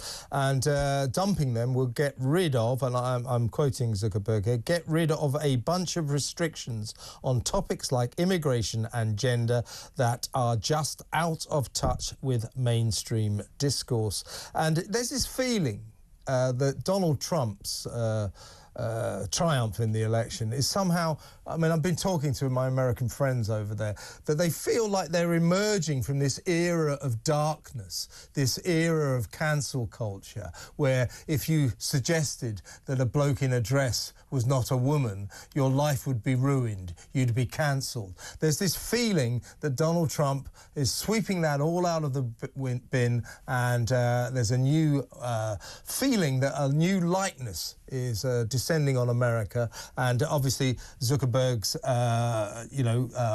getting on the bandwagon, but I still think it's good news. But I thought that this morning The Guardian's headline was "Dismay" as Zuckerberg dumps the fact-checkers. Left-wingers, they love these fact-checkers, don't they? What is that, do you think?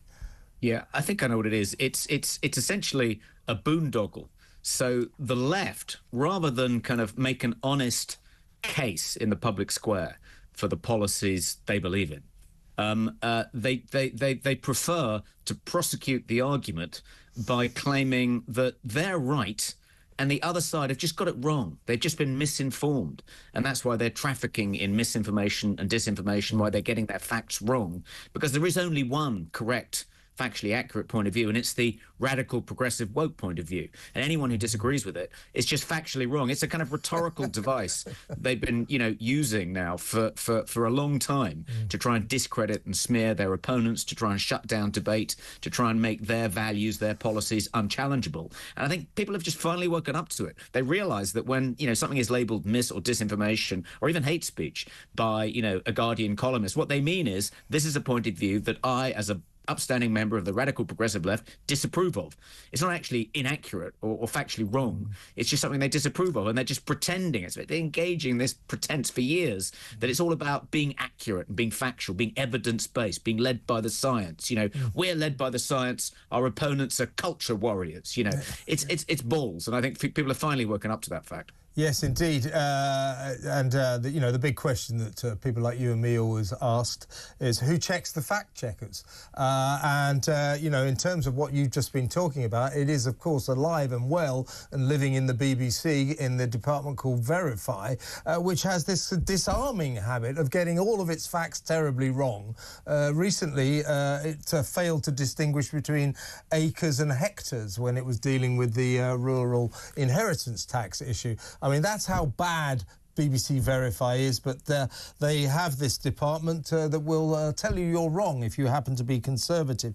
How much credence do you put towards this theory, Toby, that the departure of Nick Clegg, the former Meta president of Global Affairs, to be replaced by prominent Republican Joe Kaplan, is indicative of what's been going on at Facebook, that Nick Clegg loved the fact-checking system, and now that Zuckerberg doesn't want it anymore,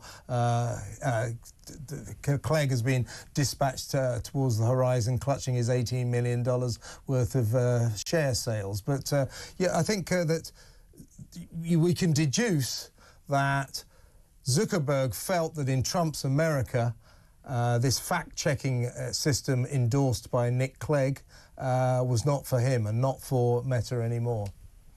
I think that's right. I mean, I think it probably would have been quite difficult for Zuckerberg to ditch this fact-checking apparatus if Clegg remained Facebook's head of public affairs. He clearly believes in it.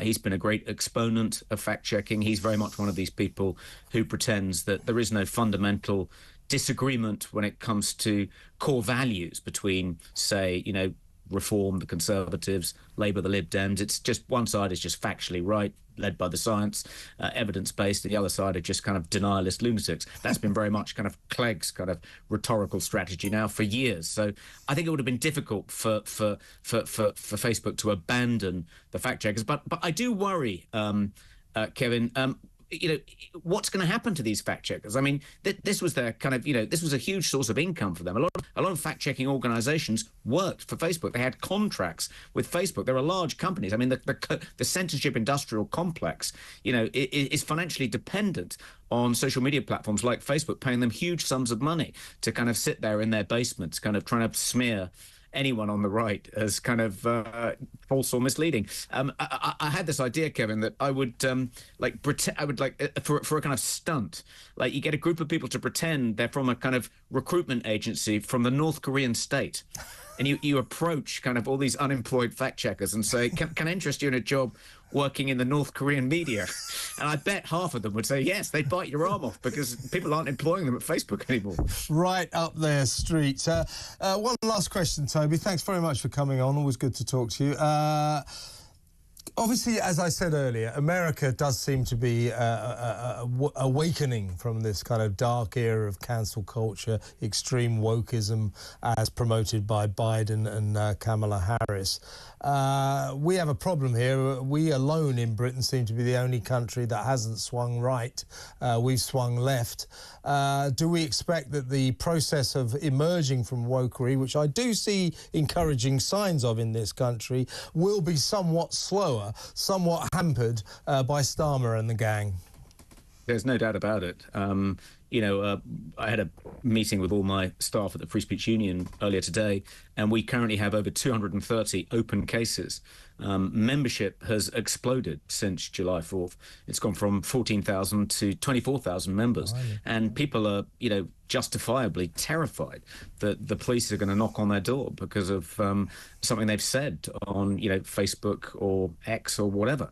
We saw the story in today's paper that a woman who said something supposedly inflammatory and insensitive about the riots isn't eligible for early release, but people actually in prison for rioting, they are eligible for early release. So seemingly commenting in a politically incorrect way on the social disorder this last summer is a more heinous crime in the eyes of the criminal authorities than actually participating in a riot. And so it's going to be a while, I think, before the sea change that seems to be taking place in America blows across the Atlantic. But I think it's positive that Kamala Harris didn't win. If she'd have won, then there would have been this kind of axis of evil, this unholy alliance across the Atlantic. Starmer and his minions would have taken huge succor from that. But, she didn't win.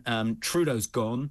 Jacinda Ardern went a couple of years ago. It looks like all the radical, progressive, authoritarian liberals who rule with an iron fist under the pretense of being nice are falling like, one by one. And Starmer's looking like the last man standing. So how much longer can he last? I hope not very long. Me too, but I suspect we'll have to put up with another 4 years of Labour and, as you say, by extension, too much wokery and cancel culture. We'll be the last to emerge from this, but I do believe we will, because I think people have had enough. In no small part due to your great work at the Free Speech Union, Toby. Great to talk to you, and congratulations once again on your elevation. Toby Young there, soon to be Lord Toby Young. He's going up to the upper chamber. Good to see someone who's worth it going into the upper chamber. Good to see someone who's not some old politician mate of Starmer or somebody who's just going to fill up those ermine-clad benches with verbiage. So good. For once, we've got a lord coming up, Toby Young, who deserves his place in the upper chamber. Now, from the sublime to, I guess, the slightly ridiculous. No, it's not really. It's an interesting topic. We're going to talk next about, I think maybe the potential death of the TV soaps. They performed really badly over Christmas. Used to be their biggest day, Christmas Day. And as they struggle sometimes to get into the low millions, there was a time when soaps regularly got 15 to 20 million viewers. Now they're struggling to get 2 sometimes.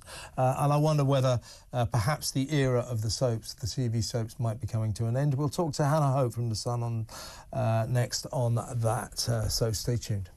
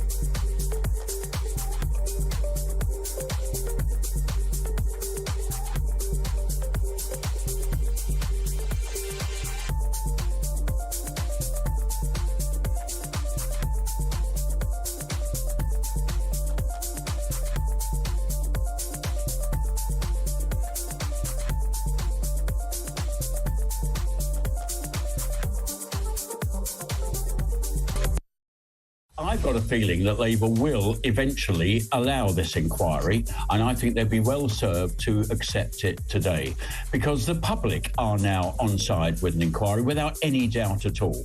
I mean, I have to say, from my point of view, there is a stink in the air about this whole issue of grooming gangs. What were the authorities doing? What were they not doing? Was there some sort of blanket put over the whole issue of this being predominantly around men of Pakistani heritage?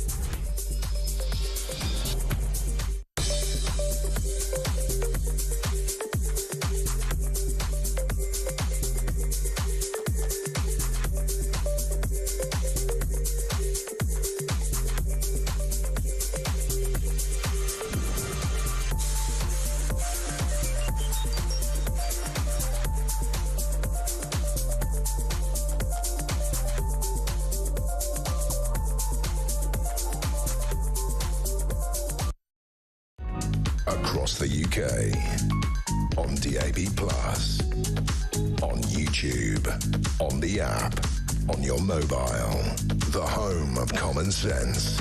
This is Talk.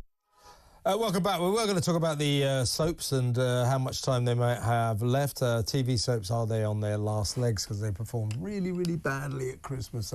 Very few people watched The Big Farewell for long-standing character Gail Platt, played by Helen Worth, on Coronation Street. Big event and hardly anybody tuned in. Not much better on BBC, where EastEnders didn't fare too well. I remember, I was so old, I remember when, I think back in, when was it, 88, something like that, 85, I can't remember, when Dirty Den served Angie Watts' wife with divorce papers on Christmas Day. More than 30 million people watched. It remains the most watched television programme in British history.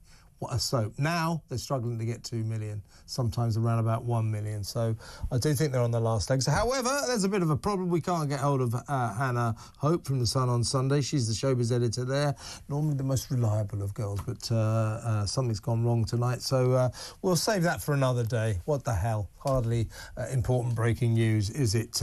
So let's go to your calls. Let's talk to Martin in Cambridge. Hello, Martin.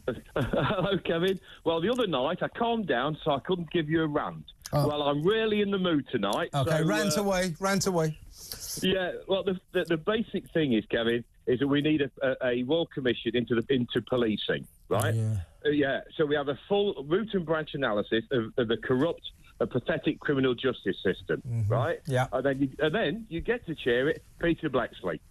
I'm with you there. Get Mike Neville involved as well. Exactly. The no-nonsense coppers who often appear on Talk. I mean, are you referring, Martin, here to the fact that so many coppers turned a blind eye to the grooming gang raping scandal? Yeah, absolutely. And I think it stems from the Stephen Lawrence murder. It goes back that far because Blair came in and used that awful murder to totally corrupt all our institutions, the police, the universities, the social justice system, even the universities. Which murder again? The Stephen Lawrence murder. Oh, right, yes. Yeah, so because then, if you remember at the time, Kevin, which I'm sure you can, because I'm sure you wrote stuff on it in the press, it's the fact that they used that situation, that awful situation, to put their woke ideology into it, and it's just affecting all of our society now, all of our institutions. And then it's interesting because that after the Stephen Lawrence saga, the sad murder of Stephen Lawrence, the Metropolitan Police, I think, did admit that it was institutionally racist and it would do something about this. And to be fair, I guess that the Met Police then did have a problem with this. But now it does seem that most people in authority seem to fear that they might be seen as institutionally racist, and that dictates their response to lots of situations, including the raping, grooming gang scandal, where they turned a blind eye because they were terrified of being accused of being racist. Exactly. So this is, like I say, over the last 20 years, this is incremental growth. Interesting. And what's happened in the 50-odd towns in the north is what's happened is they're all Labour fiefdoms. So to get to be head of the police, you have to be a Labour member. Yeah. Or you have to be on the council.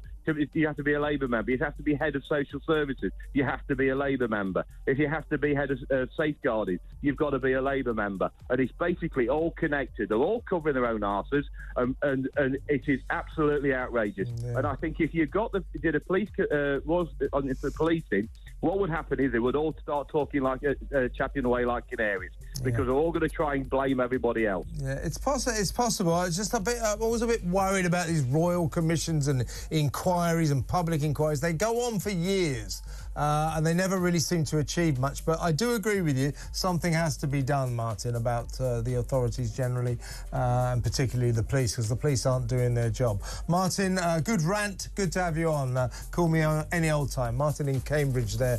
When we come back, we're going live to LA to find out about those wildfires.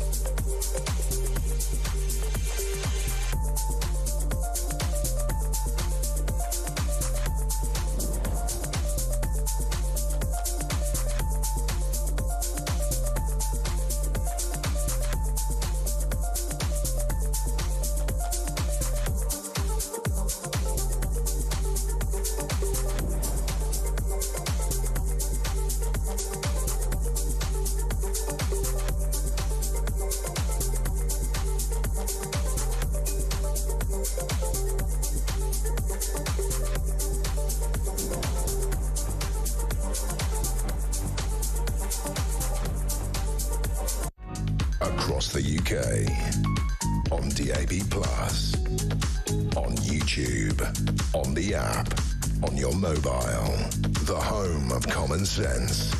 This is Talk.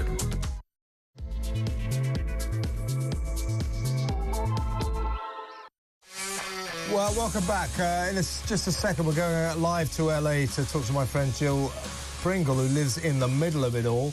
That city, the famous city on the West Coast, City of Stars, City of Lights, where all the big superstars live, is under siege from this massive wildfire sweeping through from neighbourhood to neighbourhood, some of them the most exclusive neighbourhoods in all of America, never mind LA, the Pacific Palisades, where people like Tom Hanks and Jennifer Aniston, Bradley Stevens, you name it, they live there. Well, that place, many of those homes have been evacuated. 70,000 people are under evacuation, and more than 1,000 properties, structures have been destroyed by this sweeping fire, which is still being fanned by these very dangerous, strong, hot Santa Ana winds. That city is literally on a tinderbox right now. So a tinderbox of tension. So before we go to Jill,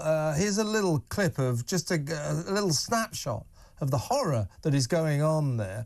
I think this is two guys. It might be one man trapped in his house, surrounded by fire with his terrified dog. Have a look at this.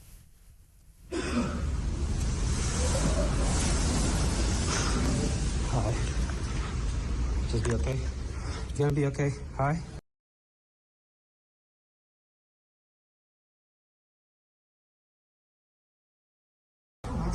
Don't worry about that, dude. Jeez. Okay. Blimey. Yeah, two guys and a dog there. Look at that, surrounded by flames. Now, this is, wildfires in the LA area are not uncommon. Once a year they happen without fail. But they're usually outside of the city, places like Malibu, up the coast a bit. And they go across the hills. They don't go into the city. Now, this fire is different. It's essentially in the middle of the city. And I noticed today it's spread from Pacific Palisades, which is right on the coast, really, all the way inland to Pasadena. That's about 40, 50 miles inland. So, I mean, if you can see some of the pictures. Anyway, right in the middle of this is my old friend. She lives there, has done for many years, Jill Pringle. Welcome to the show, Jill.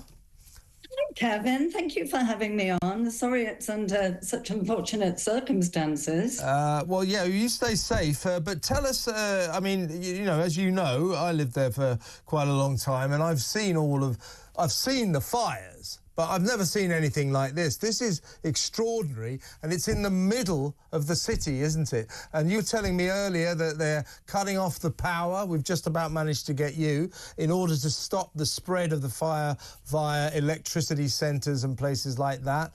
So much of the city is now being plunged into powerless darkness, if you like. The flames continue to spread. Stars and non-stars all being evacuated from their homes. Well, you were saying earlier that you right now, you live in the middle of the city. If you look up to the sky, it's just dark with smoke. Tell us about that. Well, it changes every 5 minutes because these winds are so powerful. So 1 minute the sky is all dark and ominous, and I know this word has been overused, but it does feel like a war scene, like a apocalyptic colours, all of this darkness and greyness, and then suddenly there's this bright red orb of sun bursts out, which kind of looks huge and weird.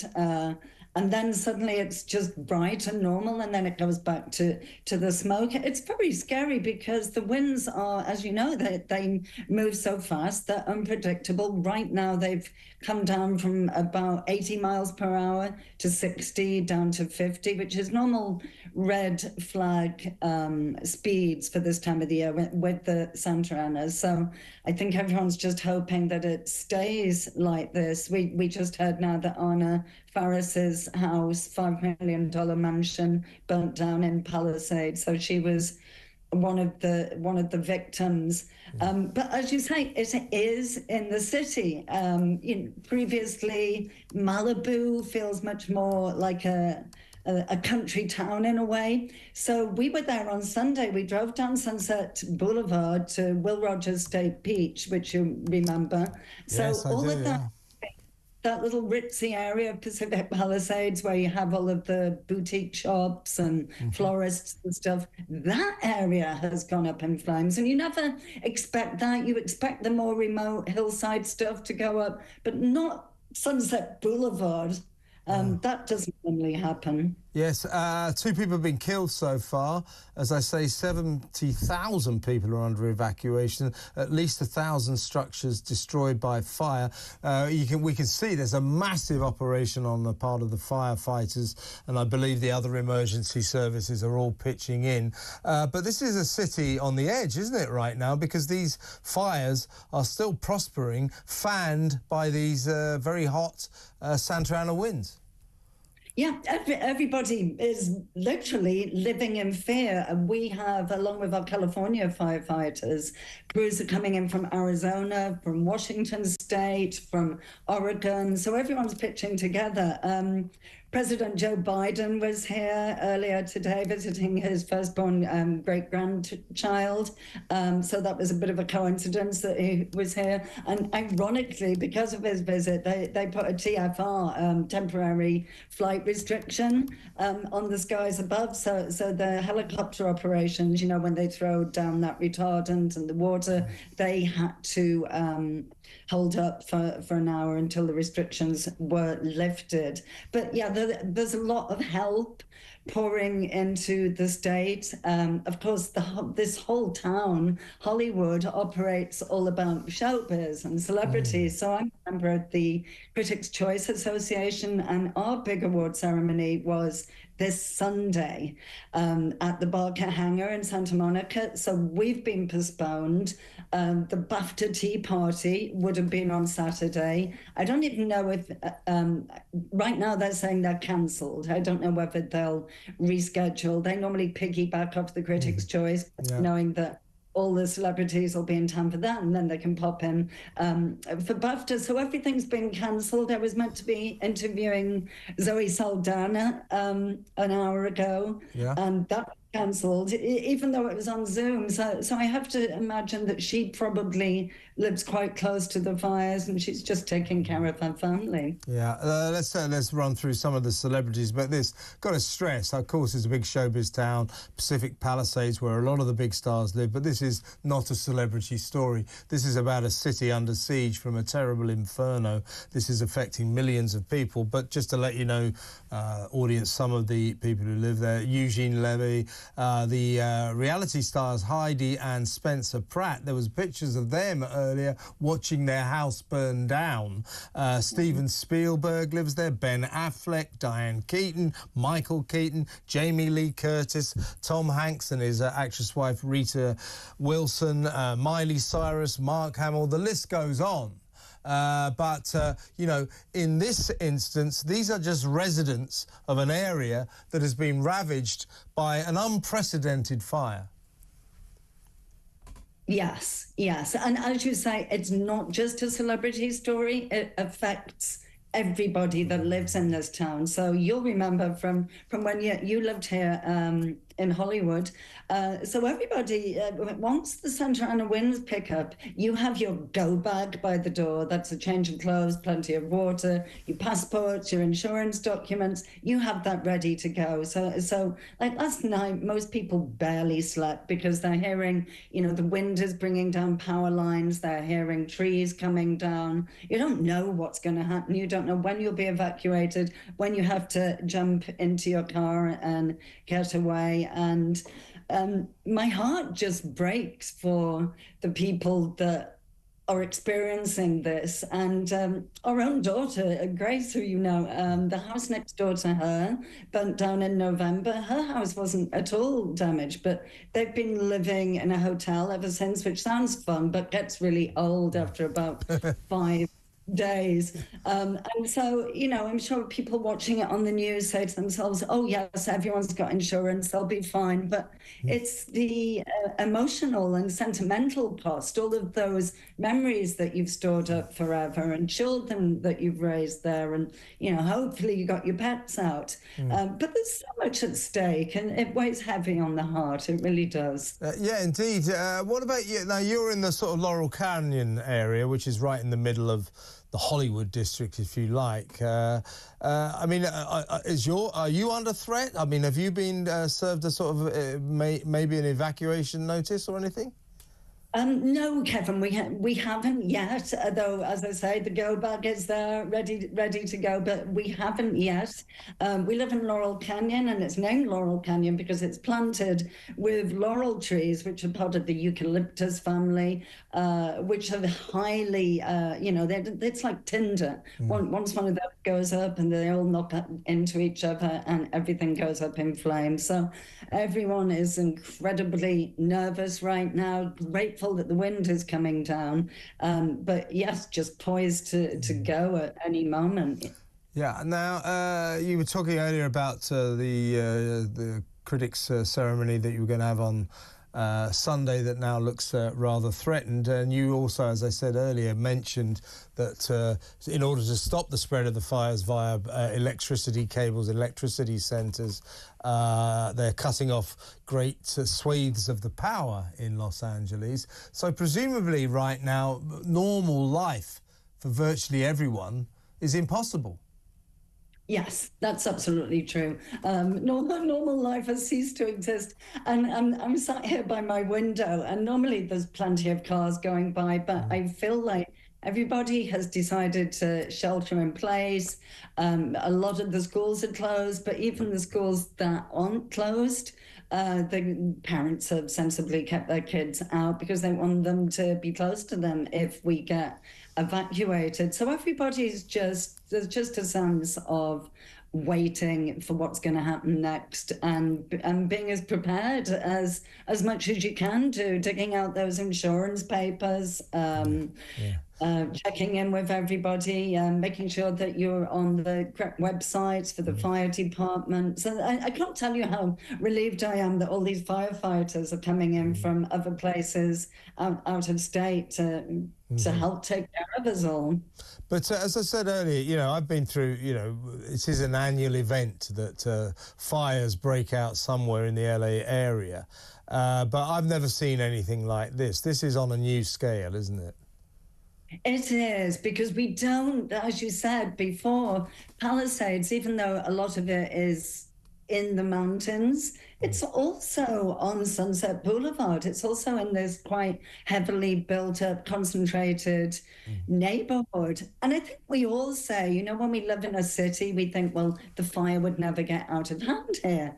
We associate that more with the mountainside, where you have a lot of wild brush that hasn't been cleared up. We don't typically see it on Sunset Boulevard. So this is unprecedented. Absolutely. You mentioned earlier that the winds do seem to have dropped a little. Is there cause for optimism now? Are the firefighters saying we're beginning to get this under control, or is that not the case?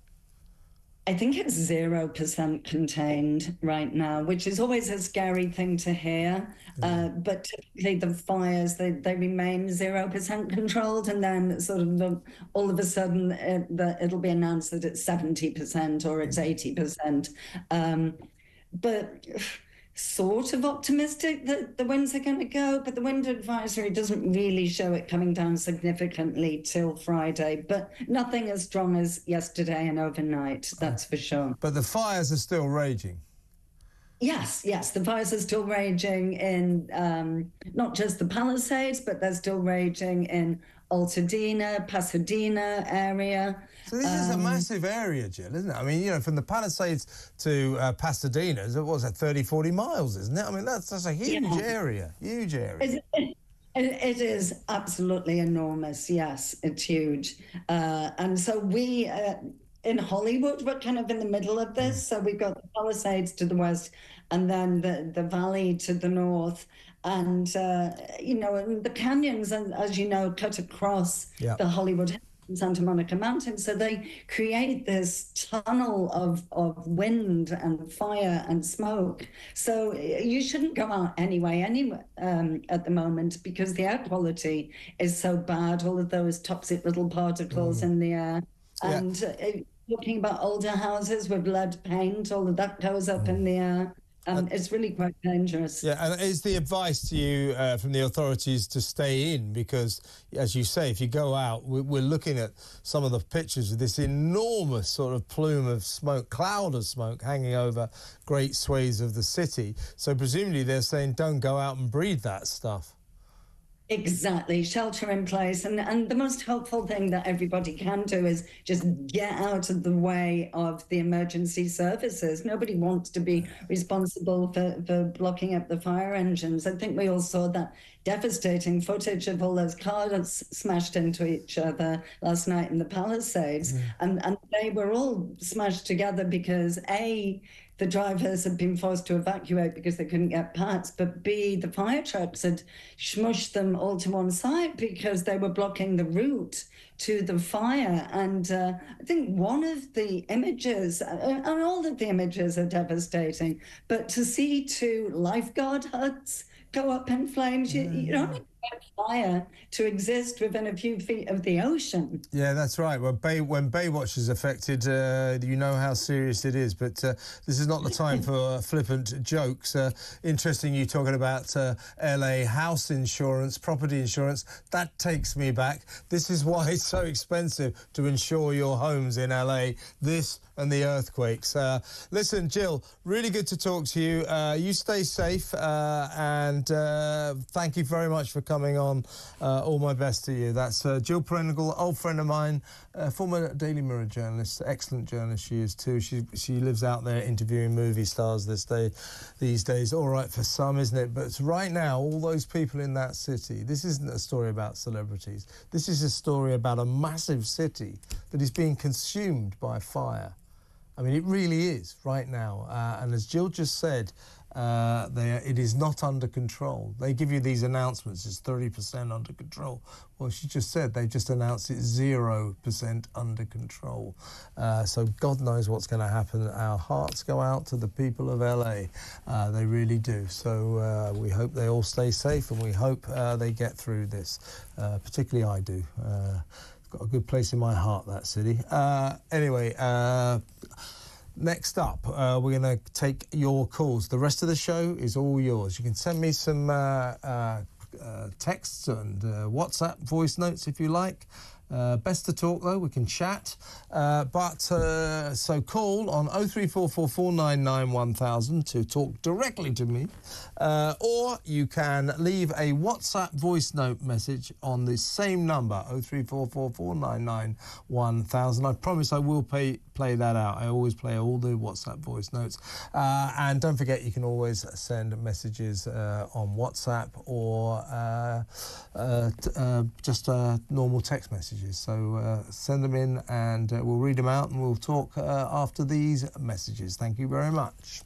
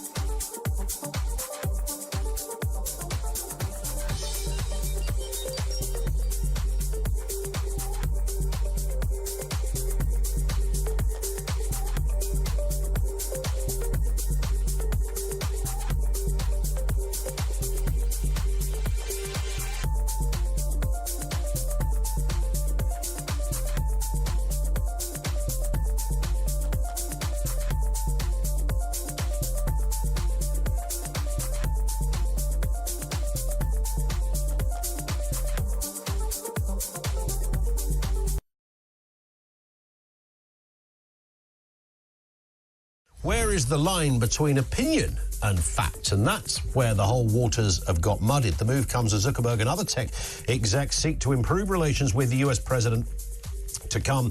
Donald Trump, he takes office, of course, in January. Trump and the Republican allies have criticised Meta for its fact-checking policy, calling it censorship of right-wing voices. Well, I think you have to be honest about this and say, yes, there clearly were some censorship of right-wing voices.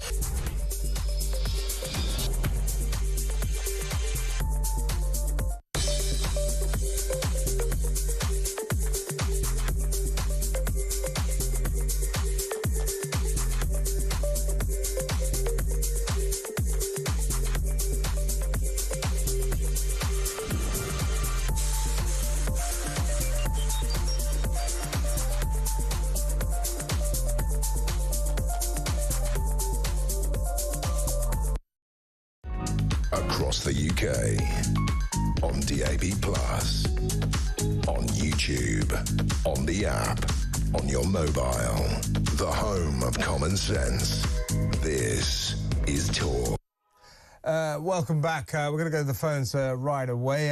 The rest of the show is yours. You have the floor. So call me 0344 499 1000. I'll just read a couple of texts and messages that I've got. This is from Jeff. Jeff from Blackpool here. I'm 80 years old and I'm watching the disgraceful sheep known as Labour MPs. Did not one of them vote for an inquiry? Shame on them. And did they all clap and cheer on winning the disgraceful vote? Those poor girls who were mistreated have broken my heart. Regards and keep up the fight, Jeff. Best to you. Thank you. That was a very good message. I agree with you. This is from PC in Leeds. If you watch Starmer during PMQs, you may have noticed that he was far less combative than usual, as if he was trying to appeal for people to look the other way. He is definitely hiding something. Well, put it this way, a full inquiry, some kind of action on what went on during his tenure as Director of Public Prosecutions, I suspect would be very uncomfortable for him. 2008 to 2013, it was going on a mass scale. No one prosecuted. He was the Director of Public Prosecutions. That is noteworthy, don't you think? Here we got, this is from Stephen in Brighton. Steve in Brighton. Starmer is only slightly interested in helping the victims of the rape gangs, but he is totally disinterested in finding and prosecuting the perpetrators. I suspect that's true as well. This is from Rich. Great show. Thanks, Rich. Justice is needed, but this story is being used to hide the financial crisis that's going on now. I don't think it is, actually. Something to do with bond and guilt prices. I don't think that somebody has come up with the grooming gang scandal to hide something about guilt and bond and guilt prices, Rich. But thank you for the message. Well, let's go to the calls now and talk to Keith in Banbury. Hello, Keith. Hi, Kevin. Yeah, very well done. Keep up the good work, and please don't stop. Somebody needs to speak up for this country. In regard to the vote today on the possible grooming gangs, raping gangs, one thing I can't understand is the figures: 364 to stop it, 111 voted the other way. Well, if you add up the amount of political people and the members of parliament for each political party, it's a very, very well short. So I don't quite understand. So I know you can go on the internet and Hansard and find out who you did your MP vote for or vote against or whatever, but, you know, I spend a lot of my time repairing motor cars and fighting to keep our local hospitals. So I wondered if talkTV could break this down into political parties and what their actual percentage was the vote to have the inquiry or not have the inquiry.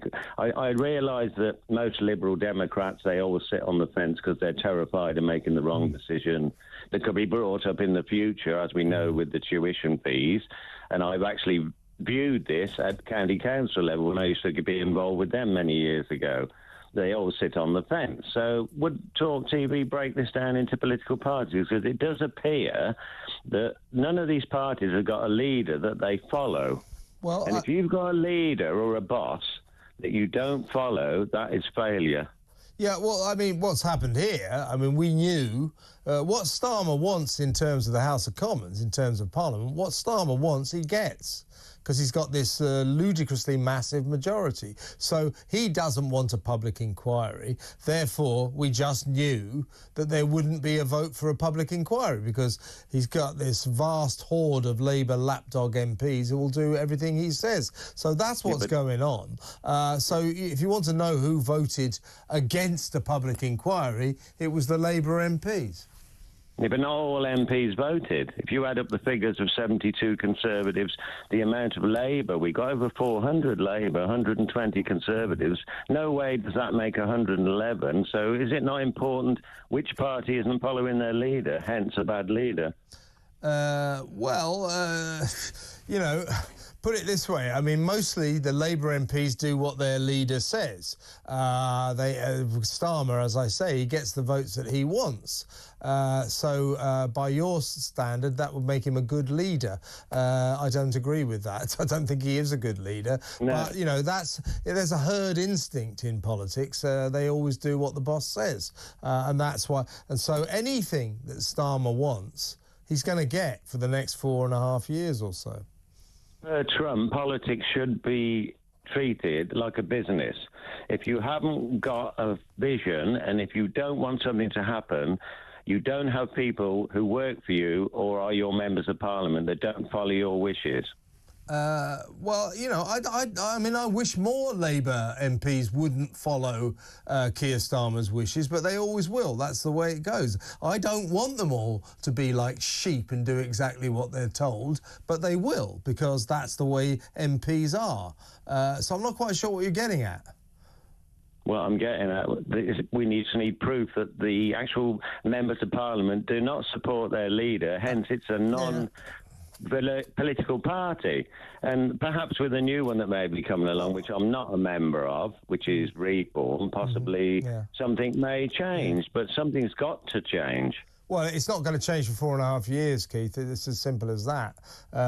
You know, as I say, Starmer has got this unassailable majority. Even if, you know, a few of his... He could have 100 Labour MPs decide that they're not going to vote for what he wants. He'd still win the vote. He's got this massive... Would you break down the figures? Would you break down the figures? I mean, I don't think it's all that important. You know, I mean, I wouldn't go against a party because it had MPs in it who don't do exactly what they're told. In fact, I would approve of that party. I don't want a bunch of sheep doing exactly what they're told, but they do tend to be like that. That's the way it goes.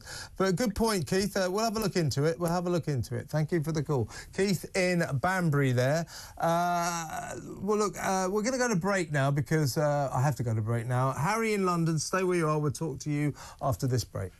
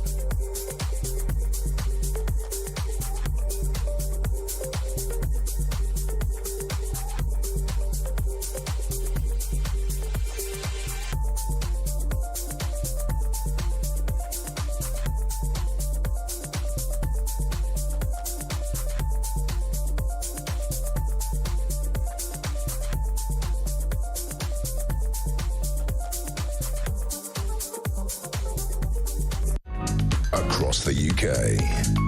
On DAB+, on YouTube, on the app, on your mobile. The home of common sense. This is Talk. Go back to the phones just a second. I'm going to read a few messages. I've got thousands of them. Thank you very much for sending them in. Sorry I don't read up enough of them, but I'll do what I can. This one doesn't have a name on it, but I think is making an interesting point, which I'm going to kick back on. Good evening, Kevin. I'm afraid you are being somewhat naive and ignoring the elephant in the room with regard to these grooming rape gangs. You know full well why those Pakistani criminal rapists got away with their foul deeds. It was because their Muslim friends and colleagues in the police, social services and local government covered it up for them. Why has no senior Muslim cleric spoken out about that dreadful and horrific injustice? It was a dreadful and horrific injustice, but it wasn't Muslims looking after each other. It was, largely speaking, white middle-class coppers, white middle-class social workers, white middle-class authorities, people in the authority who were terrified of coming down on the Pakistani grooming gangs because they thought it might make them look racist, might open them up to charges of Islamophobia. So that's why they got away with it. It wasn't Muslims looking after other Muslims. It was white middle-class people full of guilt-ridden angst about whether or not they might be charged or accused of racism. Bob sends me a text saying, if the truth was known, it would bring this government down. Well, you know, we don't really know the truth, but a lot of people suspect this might be the tip of a terrible iceberg for Mr. Starmer, and that his days might be numbered. This might be the issue. This is from Terry in Slough. Hi, I'm 75 years old and I am absolutely disgusted with politicians, both Labour and Tories, who over the years, in my opinion, have gradually destroyed this once great country of ours. Yeah, I think I totally agree with that. Although all is not lost. I mean, I'm sure we can get this great country back. We just need to emerge from this period where the Tories and the Labour became indistinguishable, started letting millions of migrants in, legal and illegal, lied to us. We need to emerge from that dark era into a period of lightness where politicians are honest with us and they do the right thing and they operate with common sense, something they haven't been doing for 15 years at least, and probably longer. Elaine from Bracknell sends me a message saying, talking about that taxi driver preacher who couldn't be deported because of his right to a family life, even though he had systematically raped girls, trafficked and raped himself, a 15-year-old girl. He's a paedophile rapist who gave this girl to other men. We can't deport him because he's got a right to a family life. Elaine says, why can't this animal take his family back to Pakistan with him? I don't know. He should. I mean, I don't care about his family. He should be deported. If he wants to take his family with him, then fine. You've got a right to a family life, yeah, but not in our country. The fact we let that monster stay, and I suspect many others like that, it's a disgrace. It's a scandal. You know, it's a stain on the history of this country. It really is. Let's go to the calls now, shall we? Let's go to Harry in London. Hello, Harry. Hello, Kevin. This is probably the biggest scandal in British history. Now, you know, we talk about who was involved, the Labour councils, all cover it up, the police, child services. But then we get to the courts. Mm-hmm. The sentences are a joke, most of them got. Some got 4 years, which means every sentence they get, they only serve half anyway, and now it's only 40%. Mm-hmm. But the point was there. You remember when Tommy Robertson was arrested outside the court and charged, went to prison for that? How was it possible he was able to talk to them people outside the court? It should have been impossible. Well, okay, but does that matter that much? Well, how it matters is, let me explain to you. If you commit one child rape, getting bail is very, very unlikely. 2 or more, impossible. So you tell me how people that have committed multiple rapes, gang rapes, beating them, plying with drinks and drugs. How did they get bail? How was he able to talk to these people?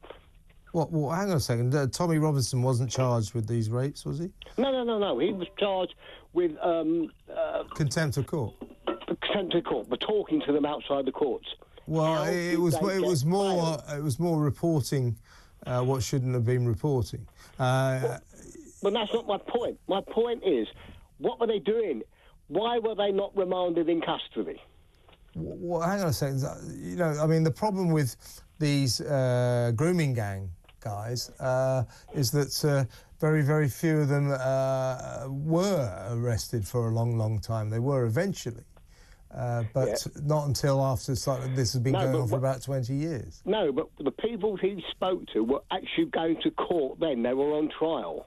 I mean, what is it you're saying, that they should have been remanded in custody? Well, you don't get bail for 2 rapes. How have they got bail for dozens of rapes? Well, do we know that they got bail? Of course they got bail. Every one of them got bail. Well, all of these rapists. All the grooming gangs all got bail. But then they got convicted. Then they got convicted. Yeah, well, it's quite common to get bail on rape. Not multiple rapes, you won't. Well, these are only allegations. I was with a barrister, a friend of mine. He said, I mean, he knew what I was talking about straight away. And he explained to me, 2 child rapes, there's never in the world you're going to get bail. It's impossible. No. And he said, how they got bail, I talked to police officers, is we don't understand how they got bail. It is impossible. Who granted them bail? But they were subsequently convicted, though. Yeah, but that doesn't matter. Well, but I mean, is it worth dwelling on, why did they get bail when they subsequently went through their trials and were sent to prison? But you understand. I understand what you're saying, but I don't think it goes to the heart of the matter. These guys, it doesn't necessarily matter that much that they got bail if subsequently they were tried, found guilty, and sent to jail. Not all. Some of them scarpered. Some of them went back to Pakistan. Yeah, that now I see your point. Some of them disappeared. Yeah. You rape a child, you should never get bail. You should be remanded in custody. What you mean to say there is you allegedly rape a child. Allegedly rape a child. Yeah. So most people who get charged with rape deny that they raped anyone. But when you can't treat them as if they're guilty before they've been tried. They're only alleged to have raped people. Okay, but certain charges you can't get bail. You won't get bail for murder. No, unlikely to get it for murder. But very often people get bail for rape. In fact, they usually get bail for rape. Well, a guy got arrested the other day for 1 rape, remanded in custody. Yeah, but mostly people are bailed on rape. I agree for 1 rape, not for space being 30. Yeah, but Harry, you are essentially convicting these people. So, if you're charged with 2 rapes, you're a monster. No, you're an alleged double rapist. You're not a rapist. I understand what you're saying, but I was talking to a lot of people in the law. No one can understand how they should. Yeah, I mean, where I think you've got to. I mean, I'd have to look into this, but you're making a very good point in terms of if these people were given. That is worth investigating. If they were given bail and then they scarpered, left the country or whatever, then that is a scandal, I agree. Look, Harry, I'll take your point. I'll have a look into that, I really will. It's an interesting point. Thank you very much for ringing. Call me again. That's Harry in London.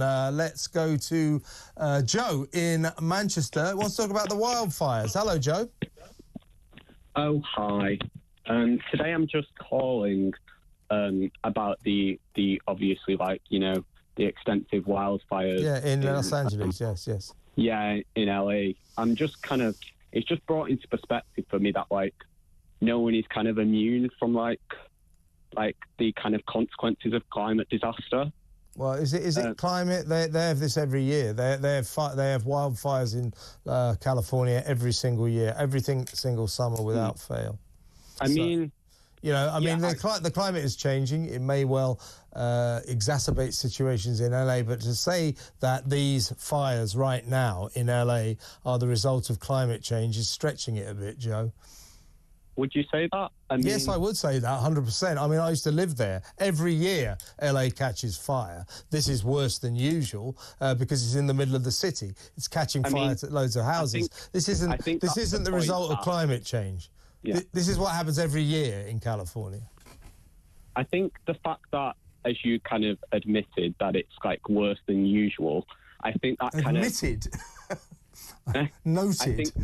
I think that... Sorry. I think that underscores the fact that, like, you know, climate disaster is kind of here.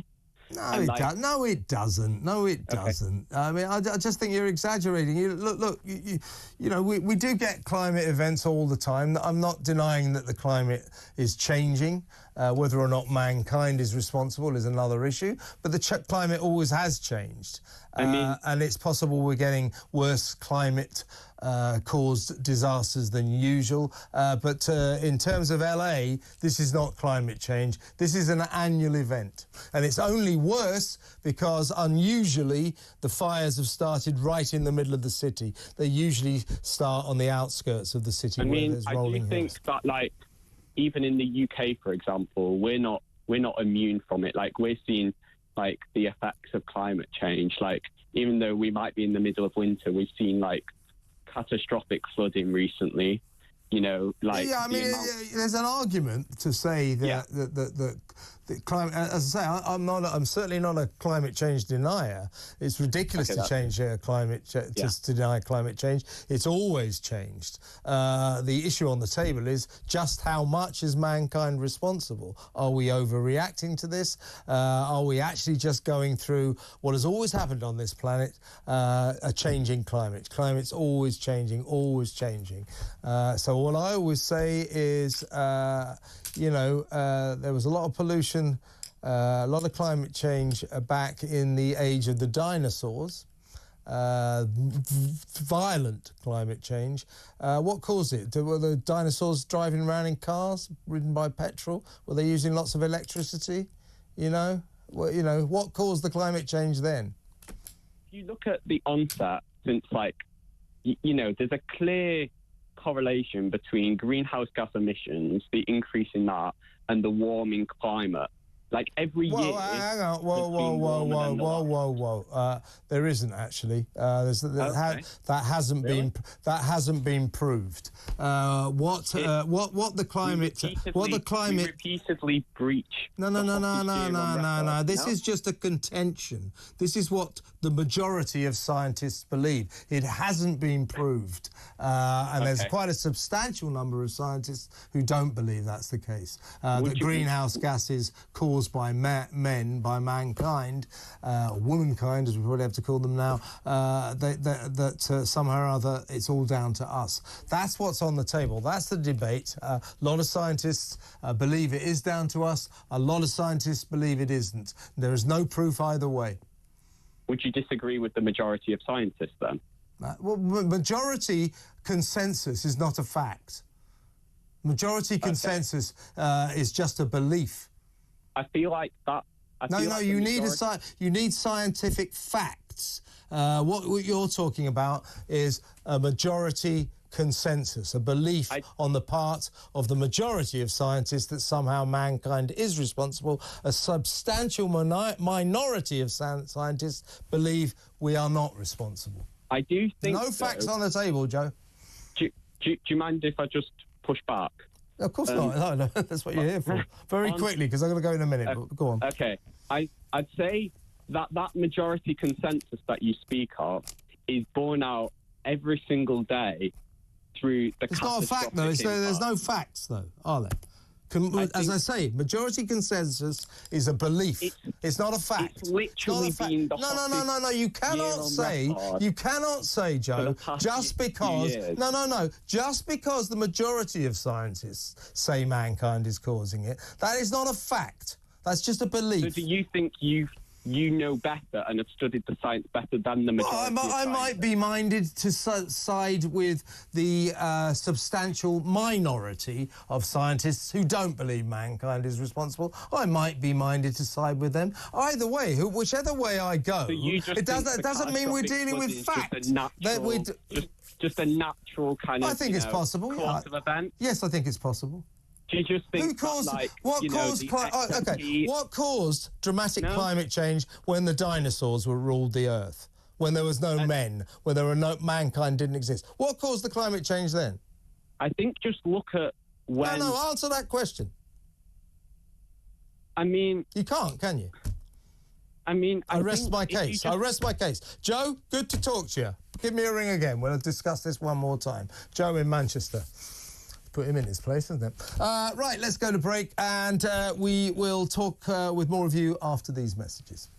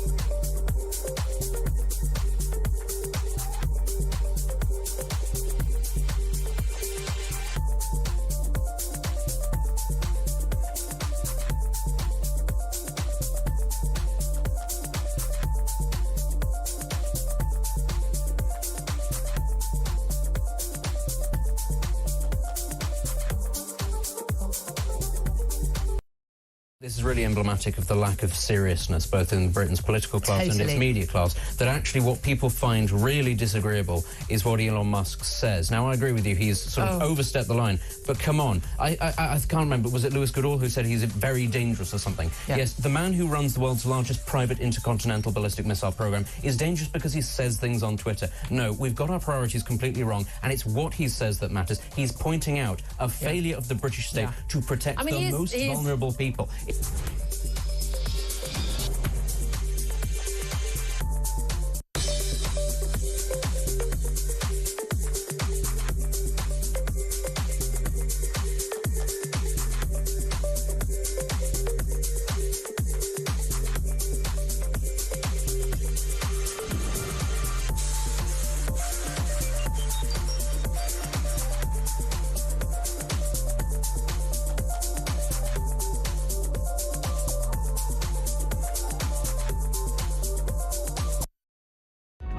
Across the UK, on DAB+, on YouTube, on the app, on your mobile, the home of common sense.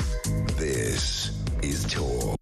A couple of messages. This is from Chris in Brighton, who I discern might be a new listener, a new viewer. So welcome, Chris. He says, great introduction to the show, Kevin. The woke mirage is fading by the second. Certainly is in America, but as Toby Young said earlier, we got a way to go here. But we will follow America. It's just going to take us a little longer. Let's get back to the phones. Oh, but no, I'm sorry. I've got to do the WhatsApp voice note. So we'll get to the phones in a minute. Caroline in London, we'll get to you in just a second. Stay where you are. And Tina in Spain. But first, here's Rob of WhatsApp voice note on the grooming gangs. I've a mate over there in the UK who's a Pakistani Muslim, and he is totally appalled by all this because he has a couple of young girls himself and a son. But he says they can't say anything like against these people because they might go into exile if they do because of their community. You know, they're told to like shut up and keep quiet. So they'll have to start there of like getting them to start really ratting these people out as it was. You know, I think Rob's making a good point there. I want to stress, you know, as I said earlier, you know, the idea that, you know, all Muslims are somehow in tune with the grooming gang, nonsense. Vast majority of Muslims, just like everybody else, working hard, trying to keep a roof over their head, feed the kids, that kind of thing. But you know, there is a noisy minority extremists who want Sharia law, want their culture to prevail, etc. You know what we're talking about. So good point from Rob there. Peter on the grooming gangs. Hi, Kevin. Why aren't any of the girls, out of the thousands of girls that these Pakistani rape gangs have raped and groomed, why are none of them Muslim girls? Not, as far as I'm aware, not a single one, because they won't lay a finger on their own kind. I think they can do that and still go to the mosque on a Friday and hold their heads up. Just my opinion. It's an interesting point, Peter, and it's something we need to look into. I got that angry call from Fatima earlier saying, oh, it's outrageous. Why are you focusing on their ethnicity? It's racist. Well, you know, come on. If these grooming gangs, and we know this is a fact, are nearly all of Pakistani origin, then, you know, you can't just dismiss that. We have to ask, why is this? What is it about their culture that makes them do this? In actual fact, we think that many of them, Herald, come from the same small area of Pakistan, which makes it even more interesting. But, you know, you can't ignore the ethnicity. It's at the heart of the matter. Here's another voice note. This one's from Rachel, and it's on Keir Starmer. What gives Keir Starmer the right, a white, privileged, middle-aged, middle-class man, to decide what's offensive or not offensive to ethnic communities and ethnic minorities? Has anybody asked that question? To me, that's so arrogant and patronising. It's actually offensive in itself. Well done, Rachel. Very good WhatsApp voice note there. Exactly. Arrogant and patronising pretty much sums up our Prime Minister, with very little to be arrogant about. Right, let's go back to the phones. Petri will be in just a little while to tell you what she's got lined up for you between 10 p.m. and 1 a.m. But first, let's talk to Caroline in London. Hi, Kevin. Thanks so much. Hi there. I'm not going to repeat everything that's been said because I was going to phone about so many points, but there is one point. Not with this vote today that fails in Parliament, as far as I'm concerned, this to me says that the politicians basically care more about their job. They're not there for the right reasons. They're too scared to lose their seat, and shame on them, all of them, every single one of them. And as for Keir Starmer, you know, he's saying he doesn't like foreign interference, but he allows Bill Gates to come along just days before the budget. And I think this is so big, it's out of control. And the fact that he doesn't want an inquiry, for me, tells me we know what it says. We know why he doesn't want that. We know why Labour don't want that. And the other thing is, I just wanted to quickly point out, Kevin, is have you ever heard of a normal British citizen that has an inquiry? Because I haven't. No. A British citizen would be, tried by jury or taken to court whether they're guilty or not.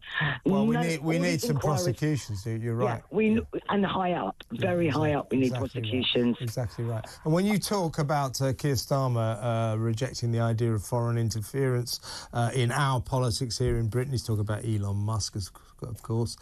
This would be the same Labour leader who sent, 100 Labour lackeys over to America to campaign for Kamala Harris, I seem to remember, in the key swing states. So, once again, an epic feat of hypocrisy from our hypocritical Prime Minister. Very quickly, thank you, Caroline. Call again, always good to talk. Let's quickly talk to Tina, because she's been hanging on in Spain. Hello, Tina. Hi, Kevin. On this vote today, I think it's pretty clear nothing's really going to get done. And what I feel is that if one of the victims or an organisation like Maggie Oliver's took one person or one organisation that's complicit in the cover-up, and there's plenty of evidence to suggest, into a civil court and one case, then it would open the floodgates for all the rest. It's an interesting point, and certainly we need some action on the legal front. Somebody needs to be prosecuted. Somebody, just one. And you're right, if we get one, it may open the floodgates, and let's pray for that day to come very soon. Tina, got to go now, but good to talk to you. Thank you very much for ringing. Tina in Spain, and Petri Hoskin is in the studio, all annoyed with me because I took that last call. No, only because I remembered to plug in my microphone today. So and the reason, because you jumped on me. I tell you what, I'll be over there in a minute. You'll be in trouble. That vote was always going to go that way, and the Tories knew it. Of course it was political game playing, but and of course they were whipped into it. That's what it will turn out. Yeah, of course, Apparently 7 Labour MPs voted against. Well, they won't be getting any money for their departments. There's some kind of talk they might have lost the whip, but I doubt it. But 7 voted against. Yeah, they'll be punished. Yeah. They will be punished. They probably will lose the whip for a month or two. Yeah, Keir Starmer go, I won't tolerate that. Do you know, I can't listen to his voice. I won't tolerate it. It's more boring than... I was going to say... Quickly, what's coming up? What am I talking about? The phone-in is going to be about Labour wanting to scrap free prescriptions for the over 60s. I heard about this. Yeah. So at the moment, if you hit 60, you get free prescriptions. Now,